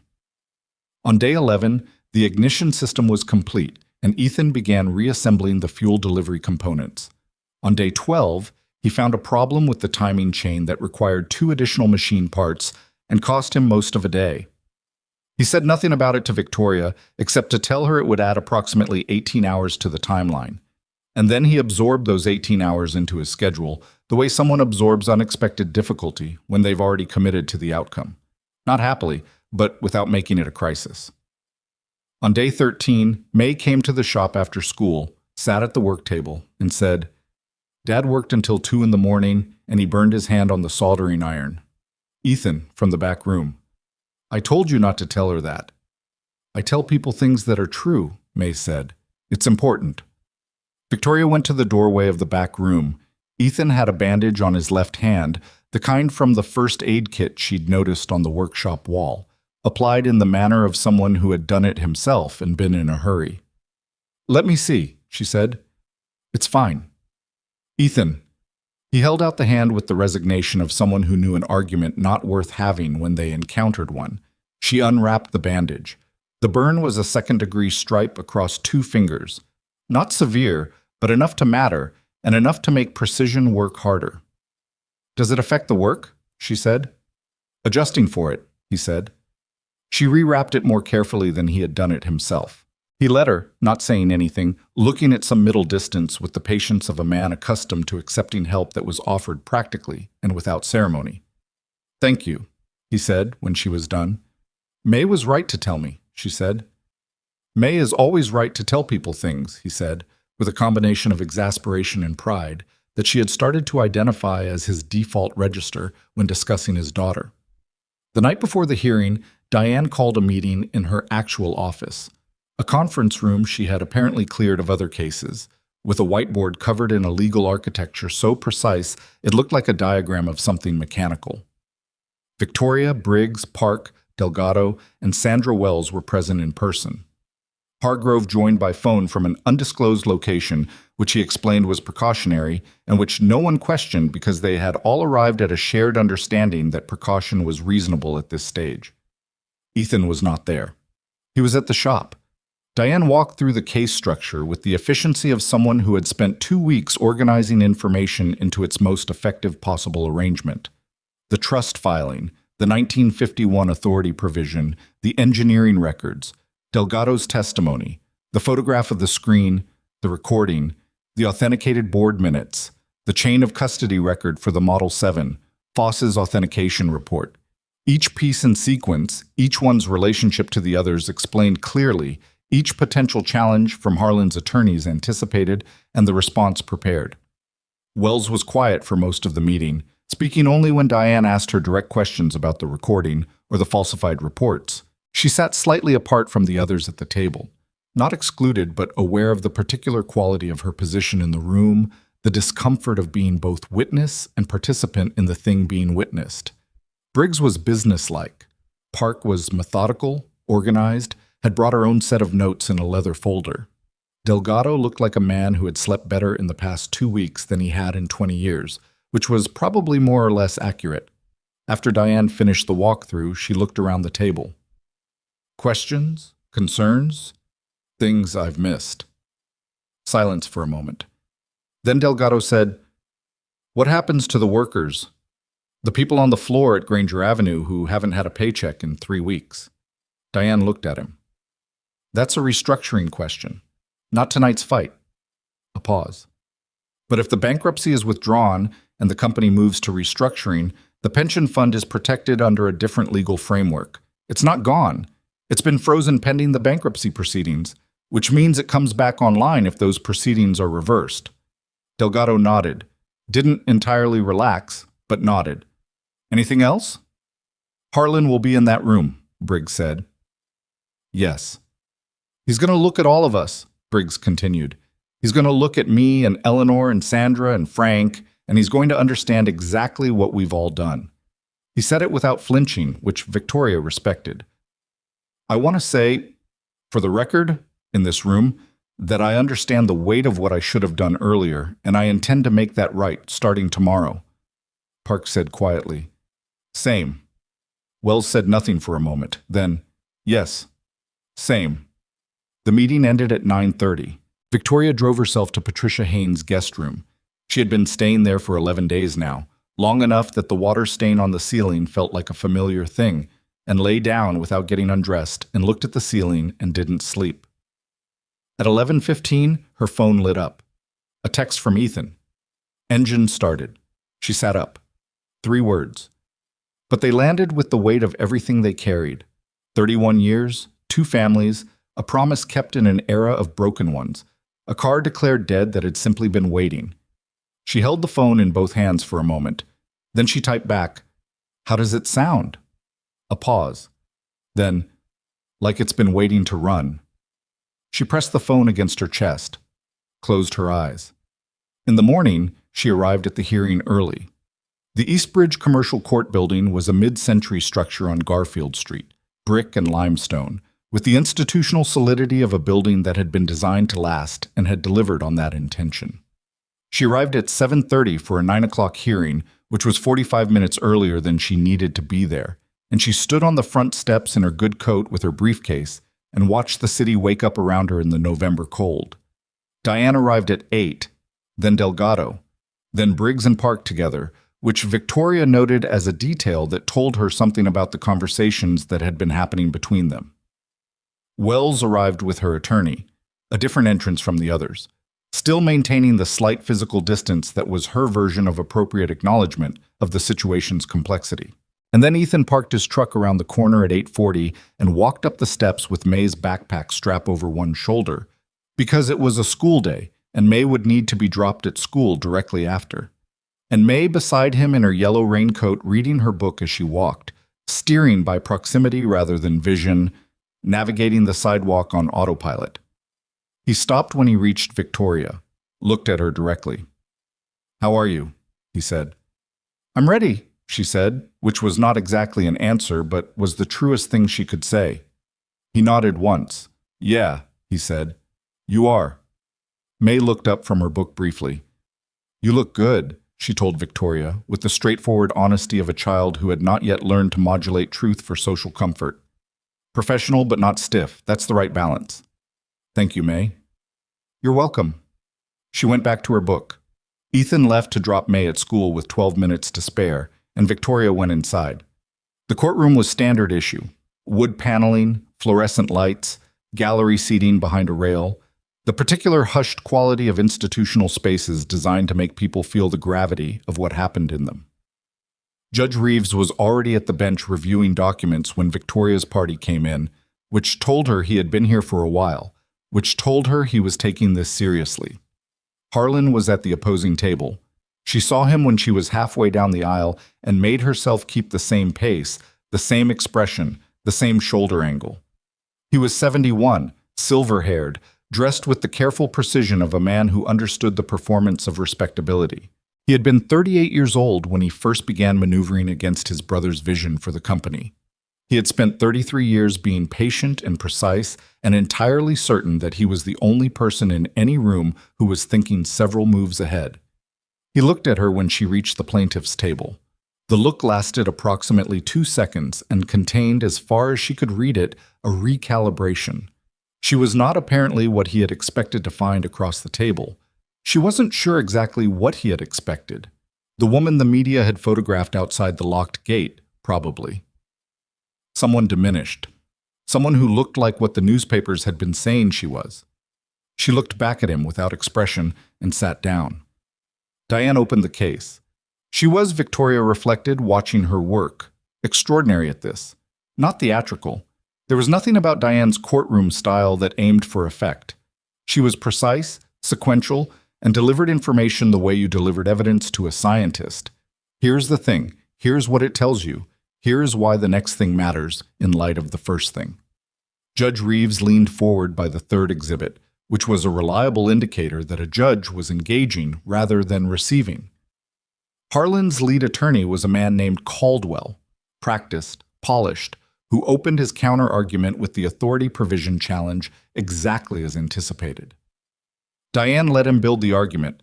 She let him establish it fully, and then she introduced the 1951 founding document provision, and Caldwell's expression shifted in the specific way that courtroom expressions shift when a prepared argument encounters an unanticipated counter that makes it structurally weaker than it looked a moment ago.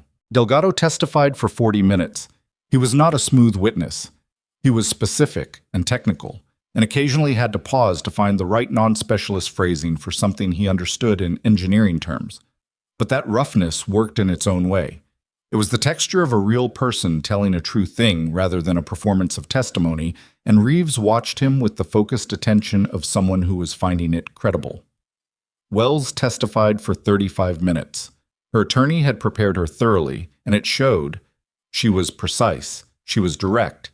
She acknowledged her own participation in the falsification without hedging it in language designed to minimize. And the recording was admitted as evidence after the digital forensics authentication was confirmed with a brevity that suggested Caldwell had already run the calculation on whether to challenge it and concluded he couldn't win that challenge. The recording played in the courtroom. Harlan's voice was identifiable. The digital forensics report had confirmed the audio metadata, and Wells had confirmed the voices of every person present in the room. The relevant section was 1 minute and 43 seconds long. In it, Harlan used the words engineer and timeline and acquisition structure in a sequence that, in the context of the other evidence before the court, was not ambiguous. Victoria watched the judge during the playback. He had the trained impassivity of someone who had spent decades receiving information in courtrooms and had learned not to perform reactions. But his pen stopped moving at a certain point and did not start again until the recording was over, and that told her something. Park's photograph of the slide, forensically authenticated, the numbers legible, the timestamp embedded in the image file confirming it was taken during the board meeting on the stated date, was Exhibit 14. Caldwell objected to its admission 3 times in 3 different ways. Reeves overruled each time with increasing brevity. By 12:30, the morning's proceedings were complete.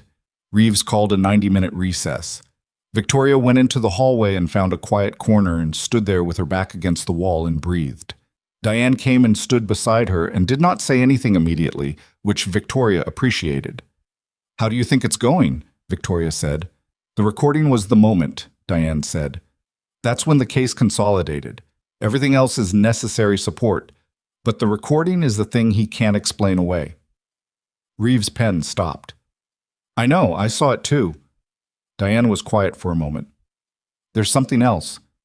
One of Harlan's junior attorneys came to speak with me during the recess." Victoria looked at her. "They want to discuss a consent order," Diane said. "Harlan agreeing to withdraw the challenge to the trust, agreeing to the acquisition's invalidity, in exchange for the civil case not being referred to criminal prosecution." Victoria absorbed this. "He's trying to settle. He's trying to limit the damage. He waited until after the recording played." "Yes." Diane's expression was professionally neutral. "My recommendation is that we decline to discuss it. The U.S. Attorney's Office is already reviewing the criminal referral. That process is no longer in our hands to offer or withhold." A pause.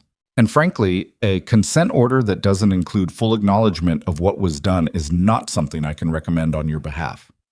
"Tell them no," Victoria said. Diane nodded. "I expected that." The afternoon session began at 2 o'clock. Harlan's team presented their case with the competent professionalism of people doing a difficult job they were now reasonably certain they weren't going to win, not giving up, but without the confidence of the morning. Reeves asked questions that indicated where his thinking was going, and the direction was not ambiguous. At 4:15, Reeves concluded the session. He would issue his ruling within 72 hours. In the gallery, which had filled throughout the afternoon with observers whose presence surprised Victoria, journalists, she assumed, and some faces she recognized as Ashford Motors employees, there was a murmur when Reeves stood and exited through the door behind the bench. Victoria sat for a moment. The room settled into the post-session noise of papers being collected and whispered conversations starting up. Across the aisle, Harlan stood. He looked older than when she'd arrived that morning. Not defeated. She did not think Harlan Ashford knew how to look defeated, but older and slightly more aware of the dimensions of the space he was standing in. He looked at her. She looked back at him. She wanted to say something. She had spent a long time thinking about what she would say to her uncle if she ever had the opportunity, in the way that people rehearse important conversations they aren't sure will ever happen. But standing in the actual moment of it, across an actual courtroom aisle, she found that none of the rehearsed versions fit. They all assumed a version of this moment that was more cinematic than the reality of it, this ordinary-looking institutional room, these overhead lights, this man who was her family. She said nothing. She turned away and picked up her briefcase. Outside on the steps, Ethan was there. He had come back after dropping May at school and had apparently been somewhere in the building for the afternoon session, which she hadn't known. He was at the bottom of the steps with his hands in his jacket pockets, and the particular stillness of someone who has been waiting for a while and is comfortable with waiting. "Well?" he said. 72 hours, she said. "For the ruling." He nodded. "Okay." "The recording played," she said, "in the courtroom. Everyone heard it." He looked at her steadily for a moment. Then he exhaled. A single controlled breath that was the closest thing to visible relief she had seen from him in 2 weeks. "Okay," he said again, differently this time. "The engine," she said. "You said it started." It runs rough, needs more time, but it runs. The November afternoon was going gray and cold around them, the city moving in its regular rhythms on Garfield Street, cars and pedestrians, and the particular texture of ordinary life proceeding without reference to what had just happened in the room behind them. "What does your father's voice sound like when you remember it?" Victoria asked. The question surprised her as she was asking it.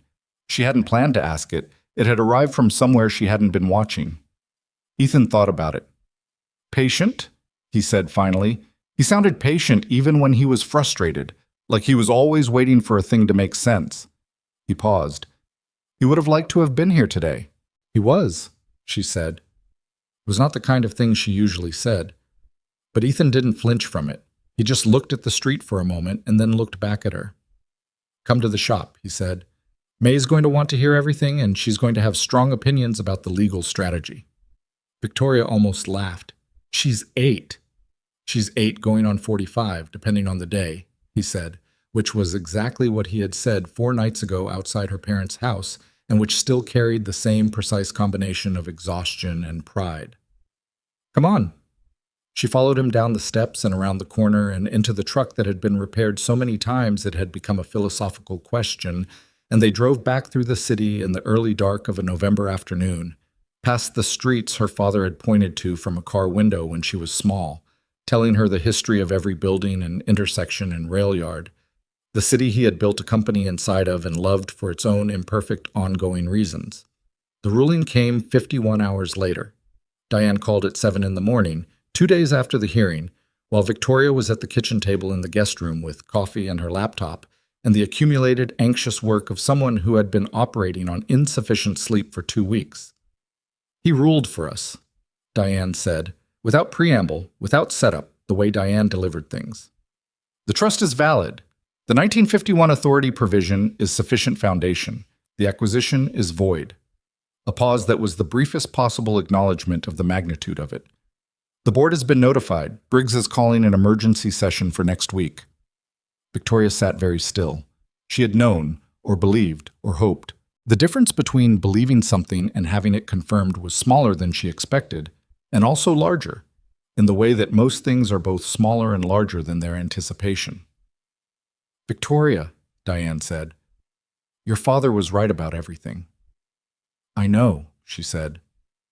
Outside the window, the November morning was doing something the November mornings in this city occasionally did, producing a clear, pale light that made everything look temporarily resolved, edges clean, shadows defined.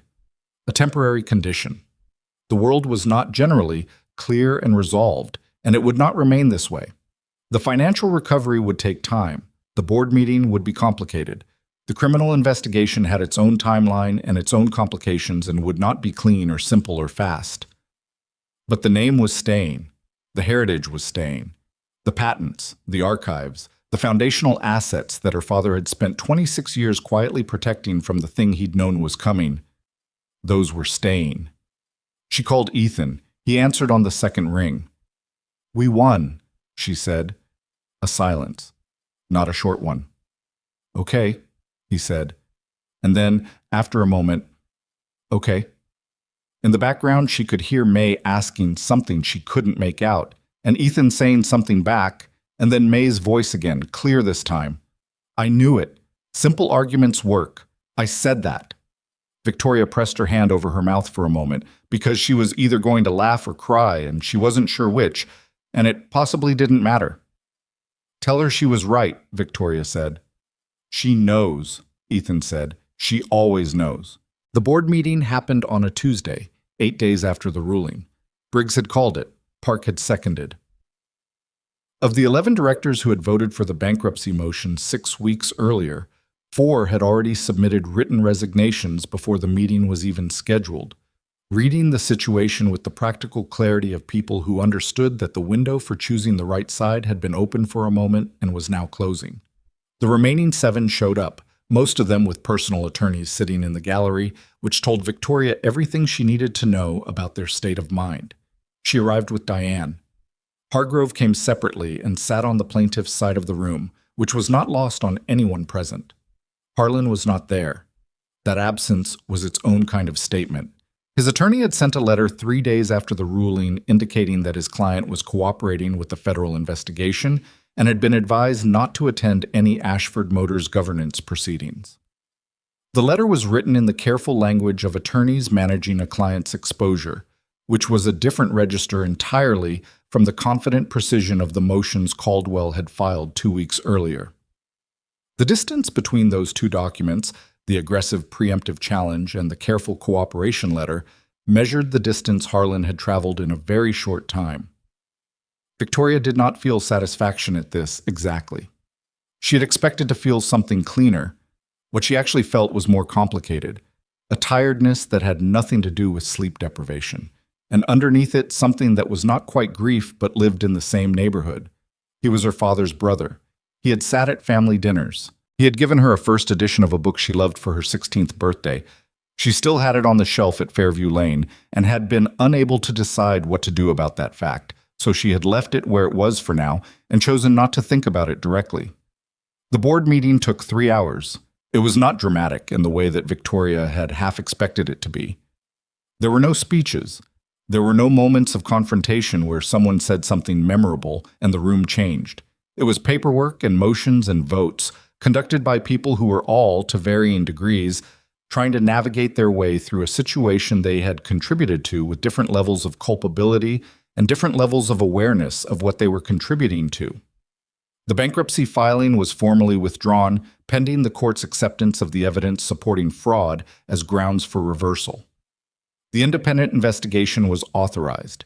The acquisition agreement with Pinnacle Capital was declared void in accordance with the court's ruling. A temporary governance structure was established to manage the company during the transition period, with Victoria named acting chief executive.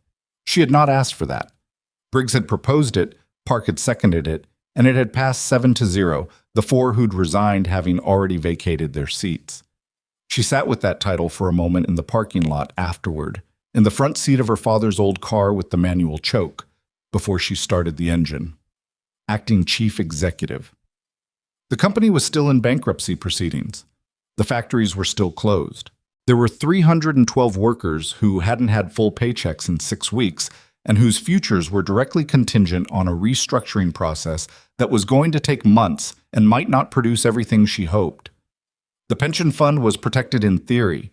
Making it whole in practice was a separate undertaking.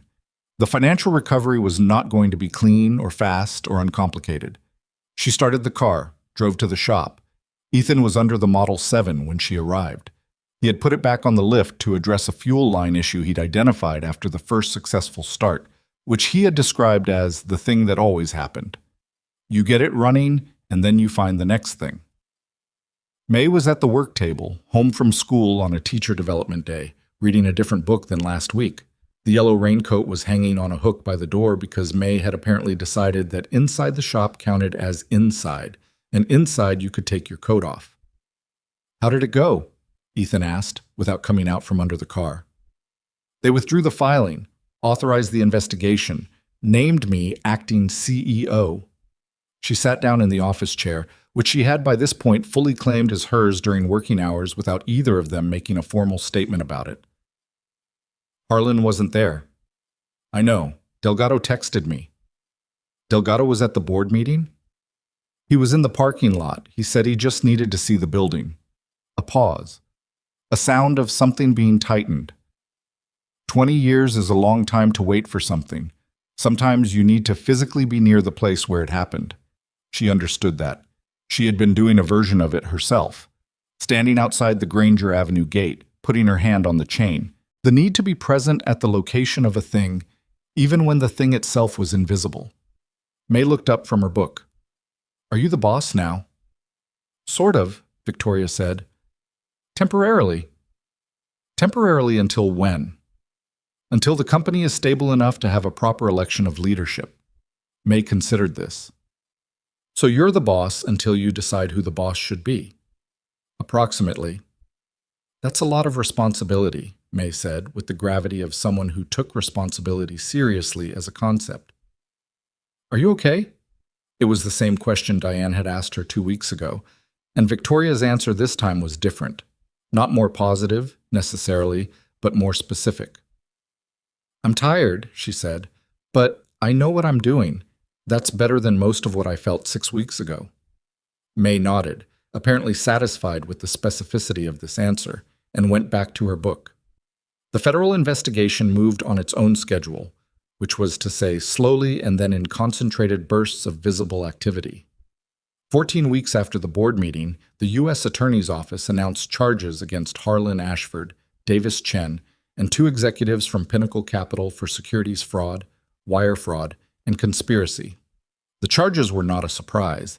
The evidence had been substantial and authenticated and documented in ways that made the case relatively straightforward, at least by the standards of complex financial fraud prosecution.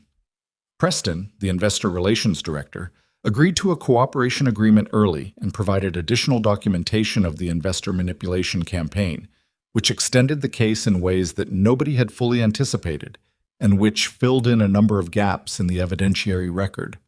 Sandra Wells was not charged. Her cooperation agreement, negotiated by her attorney in the days after she called Victoria, included a requirement for full testimony and full document production, which she had provided without reservation. What happened to her professionally afterward was her own undertaking. She had left the industry entirely, which might have been by choice or might have been by necessity, and Victoria did not know which and did not think it was her place to speculate. Harlan did not go to trial. He pleaded guilty 8 months after the charges were filed to 1 count of securities fraud and 1 count of conspiracy. His attorney's statement cited his age and his cooperation with certain aspects of the investigation. The sentencing guidelines were explained in coverage that Victoria read once and then put aside because she had discovered that tracking the judicial process was not something she could do while also doing everything else that needed doing, and she had chosen everything else. She did not attend the sentencing. She had been asked by journalists twice whether she planned to, and she had said no both times without elaborating. The second journalist had pressed her. Didn't she feel the need for closure, for accountability, for the moment of seeing justice delivered? She had thought about how to answer that for a moment, and then said, "The accountability is in the investigation. The closure is in the work. I don't need to be in a courtroom for either of those things." The journalist had looked mildly disappointed, which was a thing that was not Victoria's problem. The restructuring process was not clean or fast or uncomplicated, exactly as she had known it wouldn't be. The first month was entirely consumed by legal and financial mechanics, working with the bankruptcy court, the creditors, the pension administrators, and a restructuring firm that Diane recommended and that Victoria interviewed 3 times before engaging because she was not going to repeat the experience of trusting people she hadn't fully evaluated. The pension fund was restored to full funding by month 3, which required negotiated settlements with 3 creditor groups and a bridge financing arrangement that Hargrove, in what Victoria had come to understand as his particular form of atonement, negotiated personally at terms that were measurably better than what anyone else had managed to produce. The Granger Avenue factory reopened in month 4, not fully, 2 of the 4 production lines, with roughly 60% of the original workforce. Victoria stood outside the gate on the morning of the reopening, which was also a Tuesday, which she had not planned but noticed. The chain and padlock were gone. The legal notice that had flapped against the door in the November wind was gone. The silver A above the entrance was the same one that had been there 6 weeks after the bankruptcy filing, unchanged. A detail she found appropriate because the symbol had always been legitimate. Only the story around it had been wrong. Workers went in. Not all of them. Some had found other work in the months the factory was closed, and she understood that and did not expect anyone to have waited. But enough of them came back that the parking lot was full by 7 in the morning, and she stood by the gate and shook hands and said things she meant, which were not grand statements but specific ones.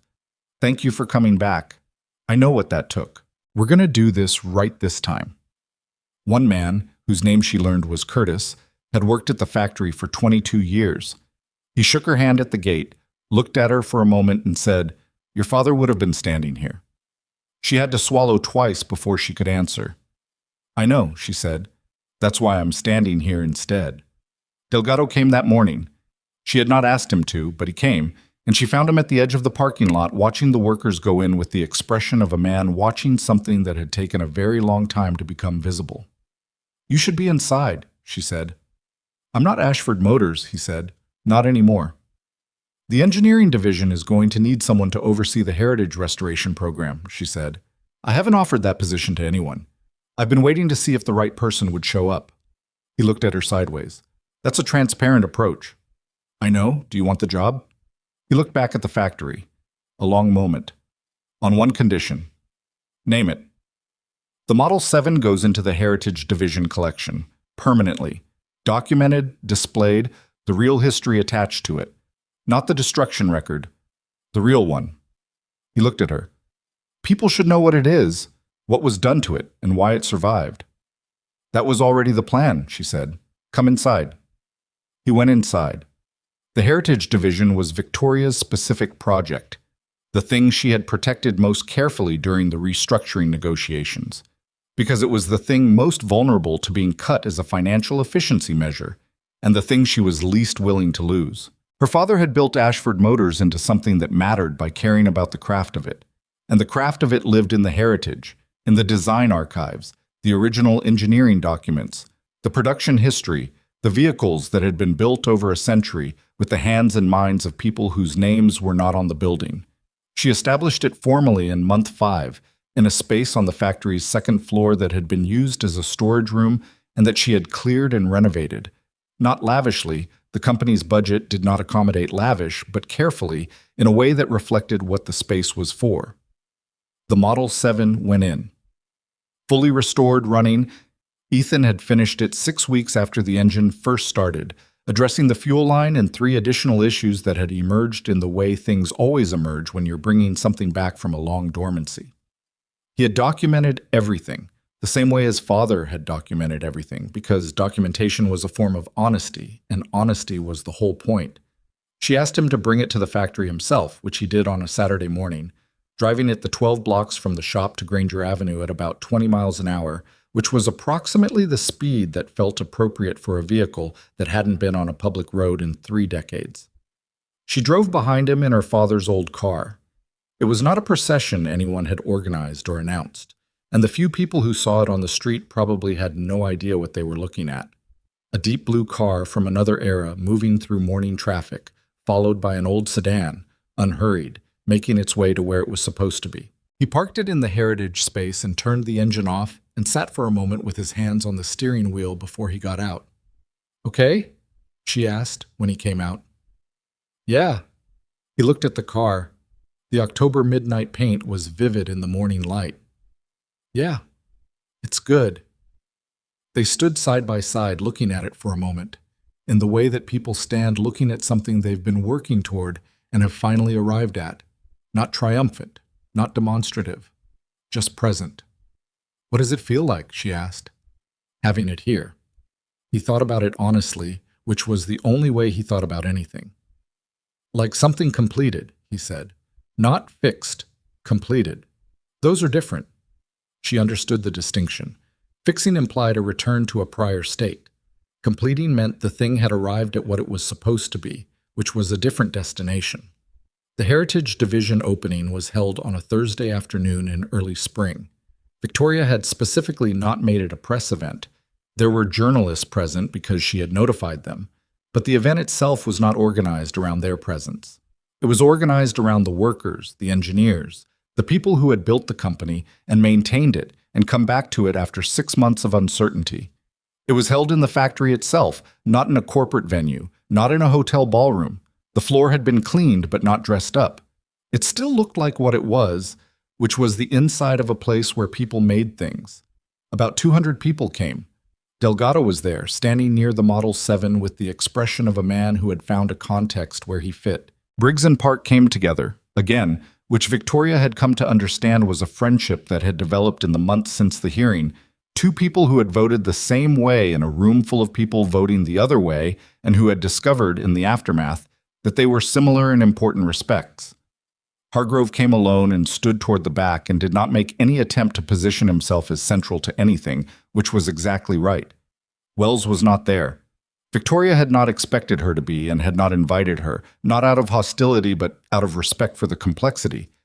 There were people in this room for whom Wells's presence would have been a distraction from what the day was supposed to be about. and Victoria had decided that protecting the day was the priority. She had sent Wells a brief note instead, the week before, which said, "You made a hard choice. It mattered. I want you to know that." Wells had responded with 2 sentences that were careful and real, and that exchange was complete in itself. She spoke for about 12 minutes.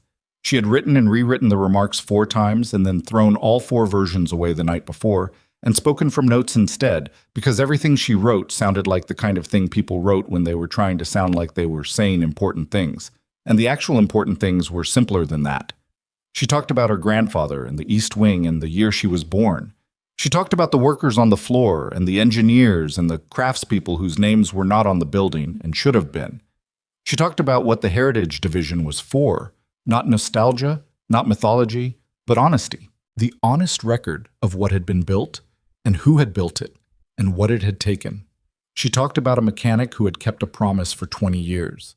She did not say that dramatically. She said it the way she would have said it in a conversation, plainly, as a fact, because it was a fact and it deserved to be stated as one. Ethan was standing near the back with May beside him, May in the yellow raincoat because it was still technically cold enough to justify it, and he looked at the floor when Victoria said it, which was exactly what she had expected him to do. After the remarks, people dispersed in the way they do at events that are actually going well, not making for the exits, but finding pockets of conversation, staying because they wanted to be there. She moved through the room doing the social work that events required, which she was good at in the functional sense even on days she didn't want to be, and eventually arrived at the corner where Ethan and May were standing. May had found a pamphlet about the Model 7's history, something Delgado had written, produced in a small print run for the opening, and was reading it with the focused intensity she brought to all printed material.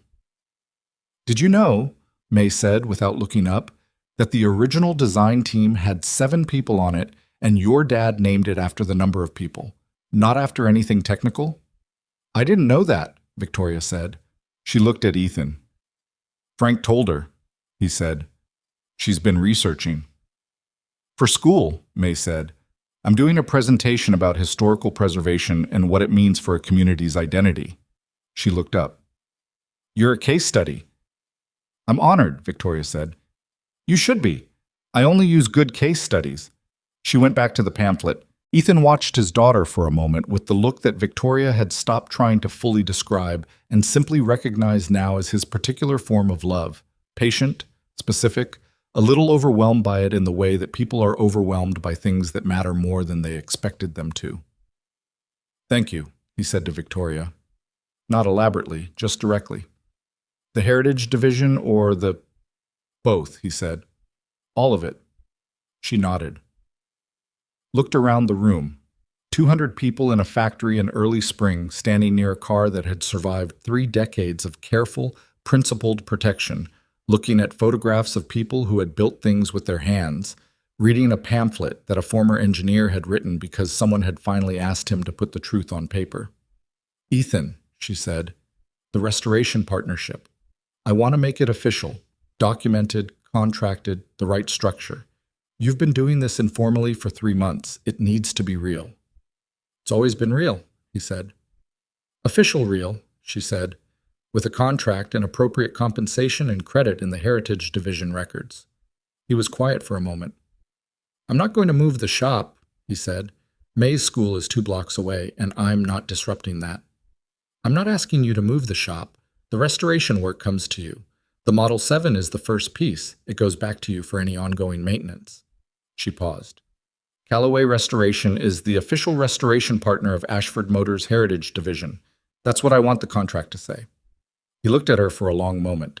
She could see him processing it, not the recognition, which she understood he didn't need, but the implications for May, for the shop's stability, for the things he had told her he wanted when she'd asked him in the back room weeks ago.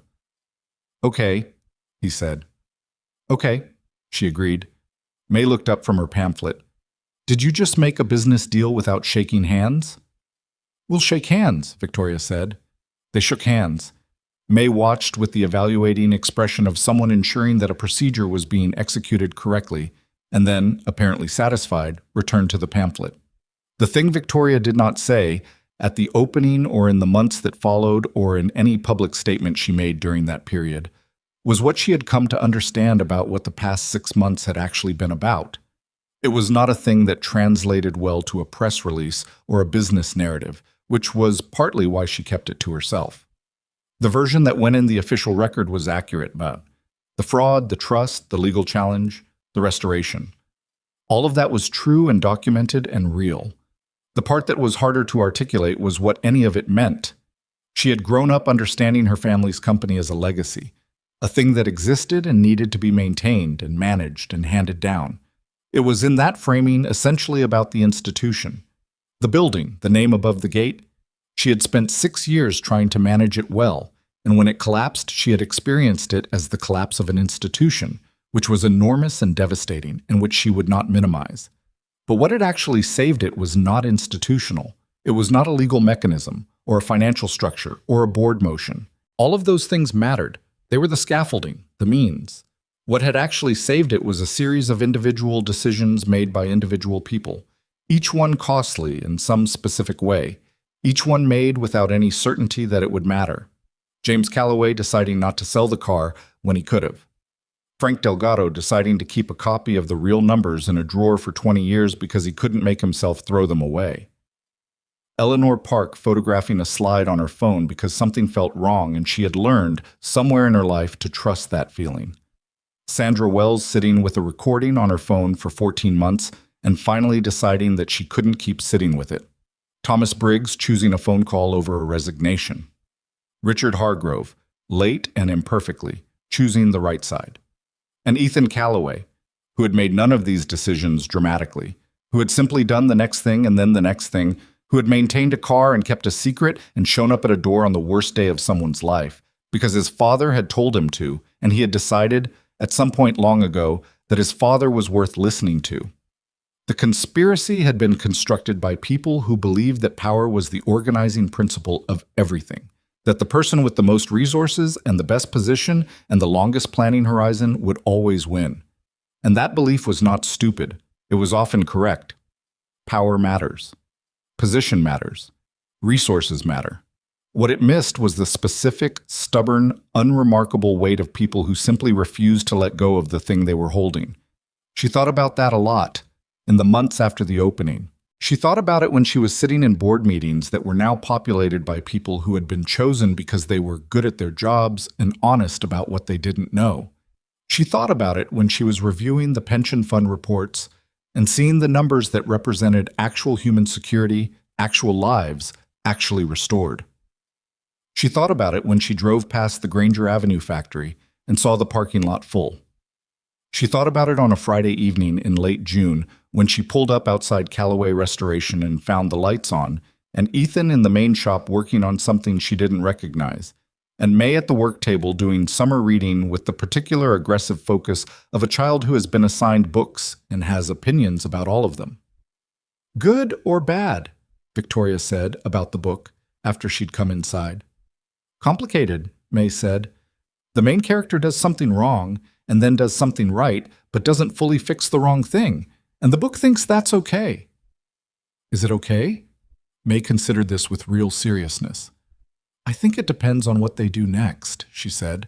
"The book ends too early to know." Victoria thought about her uncle at a sentencing she hadn't attended, and a first edition on a shelf she still hadn't decided what to do with, and the particular question of what you did with the parts of a story that didn't resolve cleanly. "Yeah," she said. "I think you're right about that." Ethan came out of the main shop wiping his hands on a cloth, in the way he always came out of the main shop, oil on the left side of his jaw, which he didn't know was there. The bandage on his hand was long gone. The burn healed clean. "You didn't say you were coming," he said. "I didn't plan it," she said. "I was driving and I ended up here." She looked around the shop, at the tools on the pegboards, the cars in various states, the light in the windows going the particular gold of early summer evening. "I wanted to see how the Barracuda was doing."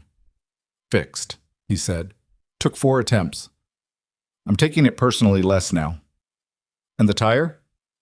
"Different issue than I thought. Owner had been inflating it wrong for 3 years." He shook his head with the expression of a man who has discovered that the problem was simpler than the solution he'd been attempting. Fixed in 20 minutes once I understood what was actually wrong. That happens, she said. All the time, he agreed. May was watching them from the work table with the assessing expression she used when she was paying closer attention than she appeared to be paying. Victoria had learned to notice this. May noticed most things and cataloged them and occasionally produced the catalog at unexpected moments with the calm authority of someone presenting evidence. "Are you staying for dinner?" May asked. "I wasn't planning. Dad's making the pasta again. The good version, not the emergency version." She looked at her father. "Right?" "I was going to make the emergency version," Ethan said. "We have pasta and the sauce that's not from a jar, and there's cheese that's actually good," May said, with the specificity of someone who had checked the refrigerator. "That's not emergency version ingredients. That's the good version." She looked at Victoria. "You should stay." Victoria looked at Ethan. He looked back at her with the expression she had learned to read as the one he used when he was comfortable. Not performing comfort, actually comfortable, and said, "The good version takes about 20 minutes. "I can stay 20 minutes, she said. She stayed 2 hours. They ate at the work table with the documents pushed aside, the same way they had eaten the first night and every other evening since, in the unremarkable rhythm that had developed between three people who had spent 2 months in close proximity under high stakes and had arrived on the other side of it, still wanting to be in the same room. May explained the complicated book's plot in exhaustive detail and then explained why the author had made a structural error in the third act, and Ethan disagreed mildly, and they argued about it with the easy engagement of people who argued about things regularly and enjoyed it. Victoria listened and contributed and ate pasta that was, as advertised, the good version. At some point, May went to brush her teeth, issuing a general announcement about returning shortly that was followed by what was clearly a much longer absence, in the way children announce brief absences and then disappear entirely. The shop settled into the quiet of a summer evening, the light outside going from gold to the soft blue of approaching dark, the city making its particular sounds around the building. "She's not coming back," Ethan said, about May. "I know. She does that." He collected plates in the efficient way he did domestic things, not performing helpfulness, just doing it. She decides a conversation has arrived at a natural conclusion and then removes herself. I think she believes she's being subtle. She's 8. She's 8 going on 45 set.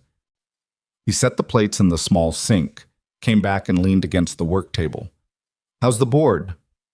"Better than it was, not perfect." She wrapped both hands around her mug. "I hired 2 new independent directors last week. One of them told me in the interview that she'd read everything about the last 6 months and wanted to know what I was going to do differently. I liked that she asked." "What did you say?" "That I was going to hire people who asked questions like that." She paused. "And that I was going to make sure the people in the building knew what was actually happening in the company instead of managed versions of it. Transparency as policy, not just language." He nodded. "Your father believed that." "He did. He was private about certain things. The trust, the threat from Harlan. He managed that alone instead of finding people who could help him manage it together." She looked at the work table. "I understand why, but I'm trying to do it differently." Ethan was quiet for a moment. "You think he was wrong to handle it the way he did?" She thought about it honestly. "I think he made the decision that made sense with the information and the people he had at the time. I think if he'd had more people he trusted, he might have made a different decision." She paused. "I think he trusted your father because your father was one of the few people who was genuinely outside the orbit of what he was protecting against. And I think that's a hard way to live, being careful enough about trust that you only extend it to people who have no stake in the thing you're protecting." "He extended it to the right person," Ethan said. "He did," she agreed. "And so did I." She said it simply, the way she had learned to say true things without dressing them in language that made them easier to deflect. He looked at her for a moment in the way he sometimes did, the direct, patient, slightly considering look that she had stopped finding difficult to hold. "You know," he said, "my father told me that when the time came, I'd know what to do. I spent a long time wondering if I'd recognize the moment. A pause. I almost didn't come to your door that night. I sat outside in the truck for 45 minutes. You mentioned driving around for an hour. I rounded down. A brief expression, not quite a smile, but close. May was the one who finally said, "Go knock." She said, and I quote, "Dad, if you're going to do something, you're going to do it, and if you're not, you should just drive home." She was not wrong. Victoria looked toward the direction May had disappeared in. The shop was quiet in the way it was always quiet at this hour. The settling of a space that had been active all day, the particular stillness of tools at rest. Through the back room door, she could see the empty lift where the Model 7 no longer sat. It was at the factory now, in its proper place, with Delgado's pamphlet beside it and the real history attached to it. "Tell her thank you," Victoria said, "for the advice." "She'll know what it's for," Ethan said. "She usually does." Outside, the summer dark had arrived fully. The street beyond the high windows carried the sounds of the city in its evening register. Quieter than day, fuller than late night, the sounds of ordinary life going on in its ordinary ways. A kid on a bicycle. Two people talking on a stoop. A dog barking once and stopping. The city her father had driven her through when she was small. Telling her the history of every street. Not knowing, or maybe knowing, that what he was actually doing was teaching her to love the place where things were built. She left at 9, after saying goodnight to May, who had reappeared at some point, announced by the sound of socked feet on the workshop floor, and eaten a second bowl of pasta and rendered a final verdict on the book's structural failings before heading to bed with the directness of a child who had decided the evening was over. She drove back to Fairview Lane, parked in the driveway, sat for a moment. The house was hers now. It had always technically been hers, but she had started to occupy it differently in recent months.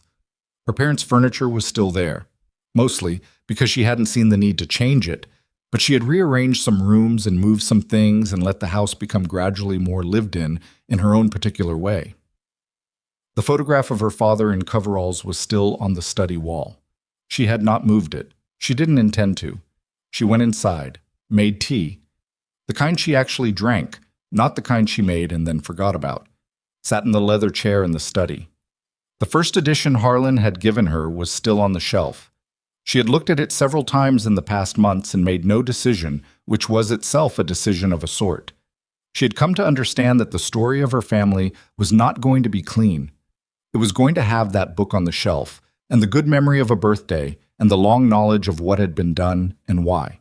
The story was going to hold all of those things at once, imperfectly, the way real histories hold contradictory things and do not resolve them into something simpler. May had said it better than she could. It depends on what they do next. The book ends too early to know. Her phone lit up on the arm of the chair. A text from Ethan. May wants to know if you're going to the factory open house next weekend. She's decided to bring her presentation materials and do an impromptu demonstration. Victoria smiled at her phone in the quiet study on Fairview Lane, in the house where she had grown up, and which now felt like somewhere she had chosen to be rather than somewhere she had inherited by default. She typed back, "Tell her yes, and tell her to let me know what she needs for the presentation." The response came in approximately 30 seconds. She says she needs a table and access to the Model 7, and for everyone to take her seriously. She says the third one is the most important. Victoria looked at the photograph of her father on the wall. The young man in coveralls, holding a wrench, grinning at a camera in front of a building that would eventually be demolished to make room for something larger. He could not have known, in that photograph, what the larger thing would become and what it would cost, and what it would take to save it. He had just built it, the way people build things, with the materials at hand, the knowledge available, the people willing to help, and the understanding that the point was not the building but the thing the building made possible. She had been given that understanding without fully knowing it until she needed it. She had found it finally in a small climate-controlled room behind a mechanic's shop in an envelope addressed in her father's handwriting on the worst night of her life. "Tell her," Victoria typed, "that I take her very seriously." She put the phone down, finished her tea. Outside the house on Fairview Lane, the city moved through its summer night, full and imperfect and ongoing, the way cities are, the way most things worth anything are. Not finished. not resolved into the clean ending that arrives in stories and then fades when you put the book down and look up. Just continuing, with all its complications intact, the people in it making the decisions available to them with the character they'd built over the years of making all the decisions before. That was, in the end, the only story there was. The one that kept going after the dramatic part was over. The one that was harder to tell and more important to live.